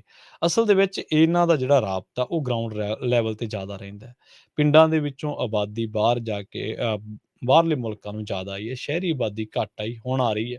ਉਹਦਾ ਇੱਕ ਬਹੁਤ ਵੱਡਾ ਕਾਰਨ ਹੈ ਕਿ ਪਿੰਡਾਂ ਦੇ ਵਿੱਚ ਤੰਗੀਆਂ ਤੁਰਸ਼ੀਆਂ, ਸਹੂਲਤਾਂ ਦੀ ਘਾਟ, ਪੈਸੇ ਦੀ ਕਮੀ, ਰੁਜ਼ਗਾਰ ਦੀ ਕਮੀ ਸੀ। ਸੋ ਸਾਡੇ ਤਾਂ ਜਿਹੜੇ ਵੱਡ ਵਡੇਰੇ ਨੇ ਉਹ ਤਾਂ ਸਦੀਆਂ ਹੋ ਗਏ, ਉਹਨਾਂ ਨੂੰ ਤਾਂ ਵੱਖ-ਵੱਖ ਮੁਲਕਾਂ ਜਦੋਂ ਬ੍ਰਿਟਿਸ਼ ਦੇ ਅੰਡਰ ਸੀ ਜੀ ਉਹਨਾਂ ਨੂੰ ਵੀ ਸਰਵ ਕੀਤਾ, ਆਰਮੀ ਦੇ ਵਿੱਚ ਰਹੇ, ਉਹ ਫੌਜਾਂ ਰਹੀਆਂ। ਬਥੇਰੇ ਇਹੋ ਜਿਹੇ ਸਾਡੇ ਬਜ਼ੁਰਗਾਂ ਨੂੰ ਜਾਣਦੇ ਆ ਜਿਨ੍ਹਾਂ ਨੇ ਅਫਰੀਕੀ ਮੁਲਕਾਂ ਤੱਕ ਵੀ ਘਾਲਣਾ ਘਾਲੀ ਹੈ। ਇਹ ਜਿਹੜੇ ਇਹ ਮਹਿਕਮੇ ਵਾਲੇ ਆ, ਇਹਨਾਂ ਦਾ ਰਾਬਤਾ ਰਹਿੰਦਾ ਪਿੰਡਾਂ ਦੇ ਲੋਕਾਂ ਦੇ ਵਿੱਚ। ਪਿੰਡਾਂ ਦੇ ਲੋਕਾਂ ਤੋਂ ਇਹ ਗੱਲਾਂ ਸੁਣਦੇ ਰਹਿੰਦੇ ਆ। ਚਲਾਕ ਇੰਨੇ ਹੁੰਦੇ ਆ ਵੀ ਗੱਲ-ਗੱਲ ਦੇ ਵਿੱਚ ਭੇਤ ਲੈ ਲੈਂਦੇ ਆ ਸਾਰਾ, ਅਗਲੇ ਦਾ ਢਿੱਡ ਫਰੋਲ ਲੈਂਦੇ ਆ। ਫਿਰ ਭੇਤ ਲੈ ਕੇ ਫਿਰ ਇਹ ਕਹਿੰਦੇ ਵੀ ਯਾਰ ਆਪਾਂ ਇਸ ਚੀਜ਼ ਨੂੰ ਇੰਪਲੀਮੈਂਟ ਕਿਵੇਂ ਕਰੀਏ? ਫਿਰ ਦੋਹਰੀ ਨਾਗਰਿਕਤਾ ਵੀ ਚੱਲਦੀ ਹੈ, ਪੈਨਸ਼ਨਾਂ ਵੀ ਦੋਹਰੀਆਂ, ਉੱਧਰੋਂ ਵੀ ਤੇ ਇੱਧਰੋਂ ਵੀ, ਤੇ ਟੈਕਸ ਰਿਟਰਨਾਂ ਵੀ ਦੋਹਰੀਆਂ। ਖੈਰ ਜਿਹਦਾ ਜੇ ਦਾਅ ਲੱਗੇ ਤਾਂ ਇਹ ਬੰਦਾ ਹਰੇਕ ਬੰਦਾ ਕਹਿੰਦਾ ਕਿ ਇਹ 'ਚ ਮਾੜਾ ਕੀ ਹੈ? ਪਰ ਮਾੜਾ ਬਹੁਤ ਹੈ। ਪਹਿਲੀ ਗੱਲ ਤਾਂ ਮੋਰੈਲਿਟੀ ਦੇ ਉਲਟਾ ਇਹ ਗੱਲ, ਐਥਿਕਸ ਦੇ ਉਲਟਾ ਕਿ ਤੁਸੀਂ ਜਿੱਥੇ ਤੁਹਾਨੂੰ ਸਰਕਾਰ ਨੇ ਪੇ ਕੀਤਾ ਔਰ ਟੈਕਸ ਪੇਅਰ ਵਿਚਾਰਾ ਦਿਹਾੜੀਦਾਰ 250-300 ਦੀ ਦਿਹਾੜੀ ਕਰਨ ਵਾਲਾ ਬੰਦਾ ਵੀ ਟੈਕਸ ਪੇਅਰ ਹੈ। ਉਹਨੇ ਚਾਹ ਪੱਤੀ ਲੈਣੀ ਉਹਦੇ ਵੀ ਟੈਕਸ, ਦੁੱਧ ਲੈਣਾ ਉਹ 'ਤੇ ਵੀ ਟੈਕਸ, ਪੈਟਰੋਲ ਖਰੀਦਣਾ ਉਹ 'ਤੇ ਵੀ ਟੈਕਸ, ਦਾਲ ਲੈਣੀ ਉਹ 'ਤੇ ਵੀ ਟੈਕਸ, ਖੰਡ ਖਰੀਦਣੀ ਆ 10-20 ਰੁਪਈਆਂ ਦੀ ਉਹ 'ਤੇ ਵੀ ਟੈਕਸ ਭਰਦਾ ਉਹ ਵਿਚਾਰਾ। ਇੱਕ ਲਹੂ ਚੋ ਕੇ ਬੰਦਾ ਟੈਕਸ ਭਰ ਰਿਹਾ ਤੇ ਤੁਸੀਂ ਇੱਕ ਸ਼ਾਨਦਾਰ ਸ਼ਾਨਾਮੱਤੀ ਜ਼ਿੰਦਗੀ, ਇੱਕ ਵਧੀਆ ਐਸ਼ ਸਹੂਲਤ ਵਾਲੀ, ਰਾਤ ਨੂੰ ਏਸੀ ਚੱਲਦਾ ਹੈ, ਐਨ ਟੈਂਪਰੇਚਰ ਤੇ ਵਧੀਆ, ਸਵੇਰੇ ਉੱਠੇ ਹੋ, ਚੰਗਾ ਸ਼ਾਵਰ ਲੱਗਿਆ ਹੈ, ਚੰਗਾ ਬ੍ਰੇਕਫਾਸਟ ਕੀਤਾ ਹੈ, ਜੂਸ ਨਾਲ, ਪਰੌਂਠਿਆਂ ਨਾਲ ਵਧੀਆ, ਡਰਾਈਵਰ ਮਿਲ ਗਿਆ, ਗੱਡੀ ਦੀ ਸੈਲਫ ਵੱਜ ਗਈ, ਏਸੀ ਪਹਿਲਾਂ ਚੱਲ ਰਿਹਾ, ਦਫ਼ਤਰ ਗਏ, ਪੀਅਨ ਆ ਗਿਆ, ਟੇਬਲ ਤੇ ਪਾਣੀ ਦਾ ਗਲਾਸ ਪਹਿਲਾਂ, ਵਿੱਚ ਨਿੰਬੂ ਵੀ ਪਾਇਆ ਹੋਇਆ, ਖੀਰਾ ਵੀ ਪਾਇਆ ਹੋਇਆ ਕੱਚ ਦੇ ਗਲਾਸ ਦੇ ਵਿੱਚ, ਏਸੀ ਪਹਿਲਾਂ ਚੱਲੀ ਜਾਂਦਾ ਹੈ, ਕੁਰਸੀ ਤੇ ਤੌਲੀਆ ਲੱਗਿਆ ਠੰਡਾ ਠਾਰ, ਤੇ ਉਸ ਤੋਂ ਬਾਅਦ ਤੁਹਾਡੇ ਹੁਕਮ ਦੇ ਨਾਲ ਬੰਦਾ ਅੰਦਰ ਵੜ ਸਕਦਾ, ਨਹੀਂ ਵੜ ਨਹੀਂ ਸਕਦਾ। ਇੰਨੀ ਜ਼ਿਆਦਾ ਸਹੂਲਤ ਤੁਹਾਨੂੰ ਗਰੀਬਾਂ ਨੇ ਦਿੱਤੀ, ਗੁਰਬਿਆਂ ਨੇ, ਸਾਡੇ ਵਰਗੇ ਮਾਤੜਾਂ ਨੇ, ਤੇ ਤੁਸੀਂ ਉਹਨੂੰ ਠੋਕਰ ਨਹੀਂ ਮਾਰੀ। ਉੱਥੋਂ ਲਾਲਚੀ ਹੋ ਕੇ, ਉੱਥੋਂ ਨਿਕਲ ਆਏ ਬਹਿ ਕੇ ਤੇ ਬਾਹਰਲੇ ਮੁਲਕਾਂ ਦੇ ਵਿੱਚ ਆ ਕੇ ਕਹਾਣੀਆਂ ਸੈੱਟ ਕਰ ਲਈਆਂ ਤੇ ਛੱਡਿਆ ਉੱਥੇ ਵੀ ਨਹੀਂ ਜਿਹੜਾ ਕੁਛ ਮਿਲਦਾ ਰਿਹਾ। ਲਾਹਨਤ ਹੈ ਇਹੋ ਜਿਹੇ ਲਾਲਚੀ ਬੰਦੇ ਦੇ, ਲਾਹਨਤ ਹੈ ਜਿਹੜੇ ਨੇ ਲੱਖਾਂ ਰੁਪਈਆਂ ਦੀਆਂ ਸੈਲਰੀਆਂ ਉੱਧਰੋਂ ਤੇ ਲੱਖਾਂ ਦੀਆਂ ਇੱਧਰੋਂ। ਪੈਸਾ ਬਣਾਓ ਕੋਈ ਚੱਕਰ ਨਹੀਂ, ਪਰ ਉੱਧਰੋਂ ਲੋਕਾਂ ਦਾ ਖੂਨ ਚੂਸ ਕੇ ਨਾ ਬਣਾਓ। ਕੋਈ ਨਹੀਂ ਰੋਕਦਾ ਇੱਧਰ ਆ ਕੇ ਕਮਾਈ ਕਰੋ, ਕੋਈ ਨਹੀਂ ਰੋਕਦਾ ਭਾਵੇਂ 16 ਘੰਟੇ ਕੰਮ ਕਰੋ, 20 ਕਰੋ, ਕੋਈ ਨਹੀਂ ਰੋਕਦਾ। ਪਰ ਘੱਟੋ ਘੱਟ ਅੰਦਰ ਤਾਂ ਝਾਤ ਮਾਰੋ, ਘੱਟੋ ਘੱਟ ਇੱਕ ਇਨਸਾਨ ਹੋਣ ਦੇ ਨਾਤੇ ਹੀ ਕਹਿ ਦਿਓ ਯਾਰ ਮੇਰੀ ਤਨਖਾਹ ਗਰੀਬ ਗੁਰਬਾ ਭਰਦਾ ਯਾਰ, ਮੈਂ ਕਿਉਂ ਐਂ ਕਰਾਂ? ਠੀਕ ਹੈ, ਬਾਹਰਲੇ ਮੁਲਕਾਂ ਨੂੰ ਆਉਣਾ ਕੋਈ ਮਾੜੀ ਗੱਲ ਨਹੀਂ ਐ। ਮੈਂ ਪਹਿਲਾਂ ਕਹਿ ਕੇ ਹਟਿਆ ਕਿ ਸਾਡੇ ਬਜ਼ੁਰਗ ਤਾਂ ਸਦੀਆਂ ਪਹਿਲਾਂ ਆਏ ਨੇ, ਸਦੀਆਂ 100-100 ਸਾਲ ਤੋਂ ਵੱਧ ਹੋ ਗਿਆ ਅਮਰੀਕਾ, ਕੈਨੇਡਾ ਬੈਠਿਆਂ ਨੂੰ। ਸੋ ਹੁਣ ਕੀ ਹੈ? ਹੁਣ ਸਰਕਾਰ ਭਗਵੰਤ ਸਿੰਘ ਮਾਨ ਨੇ, ਮੁੱਖ ਮੰਤਰੀ ਪੰਜਾਬ ਨੇ ਇਹ ਗੱਲ ਕਹੀ ਹੈ ਕਿ ਜਿੰਨੇ ਵੀ ਇਹ ਬੰਦੇ ਆ, ਜਿਨ੍ਹਾਂ ਨੇ ਦਾਅ ਲਾਏ ਆ, ਜਿਨ੍ਹਾਂ ਨੇ ਪੇਡ ਲੀਵ ਲਈਆਂ ਨੇ, ਜਿਨ੍ਹਾਂ ਨੇ ਚੋਰ ਮੋਰੀਆਂ ਲੱਭੀਆਂ ਨੇ, ਹਾਂ ਰਿਟਾਇਰ ਹੋ ਗਿਆ ਬੰਦਾ, ਉਹ ਉੱਧਰੋਂ ਆਪਦੀ ਉਹਨੇ ਸੇਵਾ ਪੂਰੀ ਕਰ ਲਈ, ਬਾਅਦ ਦੇ ਵਿੱਚ ਜੋ ਮਰਜ਼ੀ ਕਰੇ, ਸਰਕਾਰਾਂ ਨੂੰ ਇਹਦੇ ਨਾਲ ਕੁਛ ਨਹੀਂ, ਸਾਨੂੰ ਵੀ ਇਹਦੇ ਨਾਲ ਕੁਛ ਨਹੀਂ। ਪਰ ਜਿਹੜੇ ਔਨ ਡਿਊਟੀ, ਕਦੇ ਲੀਵ ਦੇ ਬਹਾਨੇ, ਕਦੇ ਕਿਵੇਂ ਪੀਆਰ ਲੈ ਲਈ, ਇੱਧਰ ਸਾਲ 2 ਸਾਲ ਲਾ ਲਏ, ਉੱਧਰ ਚਲ ਗਏ, ਉੱਧਰੋਂ ਸਾਰਾ ਕੁਛ ਖੱਟੀ ਖੱਟ ਲਈ, ਚਲੋ ਫੇਰ ਇੱਧਰ ਆ ਗਏ। ਉਹਨਾਂ ਤੇ ਹੁਣ ਜਿਹੜੀ ਆ ਕਾਰਵਾਈ ਹੋਊਗੀ। ਤੇ ਇਹ ਇੱਕ ਗੱਲ ਯਾਦ ਰੱਖਣ ਜਿਹੜੇ ਬੰਦਿਆਂ ਨੂੰ ਥੋੜ੍ਹੀ ਜਿਹੀ ਰੜਕੀ ਹੋਣੀ ਹੈ, ਕਿਉਂਕਿ ਸੱਚ ਨਾ ਥੋੜ੍ਹਾ ਜਿਹਾ ਕੌੜਾ ਹੁੰਦਾ। ਇਹ ਪੰਜਾਬ ਸਿਵਲ ਸਰਵਿਸ ਦਾ ਰੂਲ ਹੈ 1970 ਦਾ, ਉਹਦੀ ਉਲੰਘਣਾ ਹੈ ਇਹ। ਜੇ ਕੋਈ ਏਦਾਂ ਕਰਦਾ ਆ ਤੇ ਉਹਦੀ ਉਲੰਘਣਾ ਇਹ ਹੈ ਕਿ ਸਰਕਾਰ ਨੇ ਕਾਰਵਾਈ ਕੀਤੀ ਤਾਂ ਅਜਿਹੇ ਜਿਹੜੇ ਅਫਸਰ ਆ ਉਹਨਾਂ ਨੂੰ ਇਹ ਫੈਸਲਾ ਕਰਨਾ ਪਊਗਾ ਕਿ ਉਹਨਾਂ ਨੇ ਪੀਆਰ ਰੱਖਣੀ ਆ ਜਾਂ ਸਰਕਾਰੀ ਨੌਕਰੀ। ਵਿਜੀਲੈਂਸ ਨੇ ਮਈ 2015 ਦੇ ਵਿੱਚ ਇੱਕ ਰਿਪੋਰਟ ਵੀ ਪੰਜਾਬ ਸਰਕਾਰ ਨੂੰ ਸੌਂਪੀ ਸੀ, ਜਿਹਦੇ ਮੁਤਾਬਕ ਦੱਸਿਆ ਸੀਗਾ ਕਿ 130 ਗਜ਼ਟਡ ਤੇ ਨਾਨ ਗਜ਼ਟਡ ਅਧਿਕਾਰੀ ਹੈ ਜਿਨ੍ਹਾਂ ਕੋਲੇ ਵਿਦੇਸ਼ਾਂ ਦੀ ਪੀਆਰ ਆ ਜਾਂ ਉਹ ਗ੍ਰੀਨ ਕਾਰਡ ਧਾਰਕ। ਖਬਰਾਂ ਹੋਰ ਵੀ ਬਥੇਰੀਆਂ ਨੇ, ਗੱਲਾਂ ਹੋਰ ਵੀ ਬਥੇਰੀਆਂ ਨੇ, ਪਰ ਘੜੀਆਂ ਦੀਆਂ ਸੂਈਆਂ, ਘੜੀ ਦੀਆਂ ਸੂਈਆਂ ਇਜਾਜ਼ਤ ਨਹੀਂ ਦਿੰਦੀਆਂ। ਵੇਲਾ ਹੋ ਚੱਲਿਆ ਤੁਹਾਡੇ ਤੋਂ ਇਜਾਜ਼ਤ ਲੈਣ ਦਾ। ਅਗਲਾ ਪ੍ਰੋਗਰਾਮ ਤੁਹਾਡੇ ਵਾਸਤੇ ਲੈ ਕੇ ਆ ਰਹੇ ਨੇ ਰਾਜ ਕਰਨਵੀਰ ਸਿੰਘ ਜੀ ਤੇ ਹਰਜੋਤ ਸਿੰਘ ਖਾਲਸਾ ਜੀ। ਪ੍ਰੋਗਰਾਮ ਅਪਡੇਟ ਅਮਰੀਕਾ ਦੇ ਵਿੱਚ ਤੁਹਾਨੂੰ ਅਮਰੀਕਾ ਦੇ ਨਾਲ ਵਿਸ਼ਵ ਭਰ ਦੇ ਵਿੱਚ ਵਾਪਰੀਆਂ ਅਹਿਮ ਅਤੇ ਵੱਡੀਆਂ ਘਟਨਾਵਾਂ ਬਾਰੇ ਦੇਣਗੇ ਖਾਸ ਜਾਣਕਾਰੀਆਂ। ਜੁੜੇ ਰਹੋ ਪੰਜਾਬੀ ਰੇਡੀਓ USA ਦੇ ਨਾਲ। ਤੇ ਆਖਿਰ ਦੇ ਵਿੱਚ ਇੱਕ ਵਾਰ ਫਿਰ ਤੋਂ ਤੁਹਾਨੂੰ ਸਭ ਨੂੰ ਪਿਆਰ ਸਤਿਕਾਰ ਸਹਿਤ ਸਤਿ ਸ਼੍ਰੀ ਅਕਾਲ।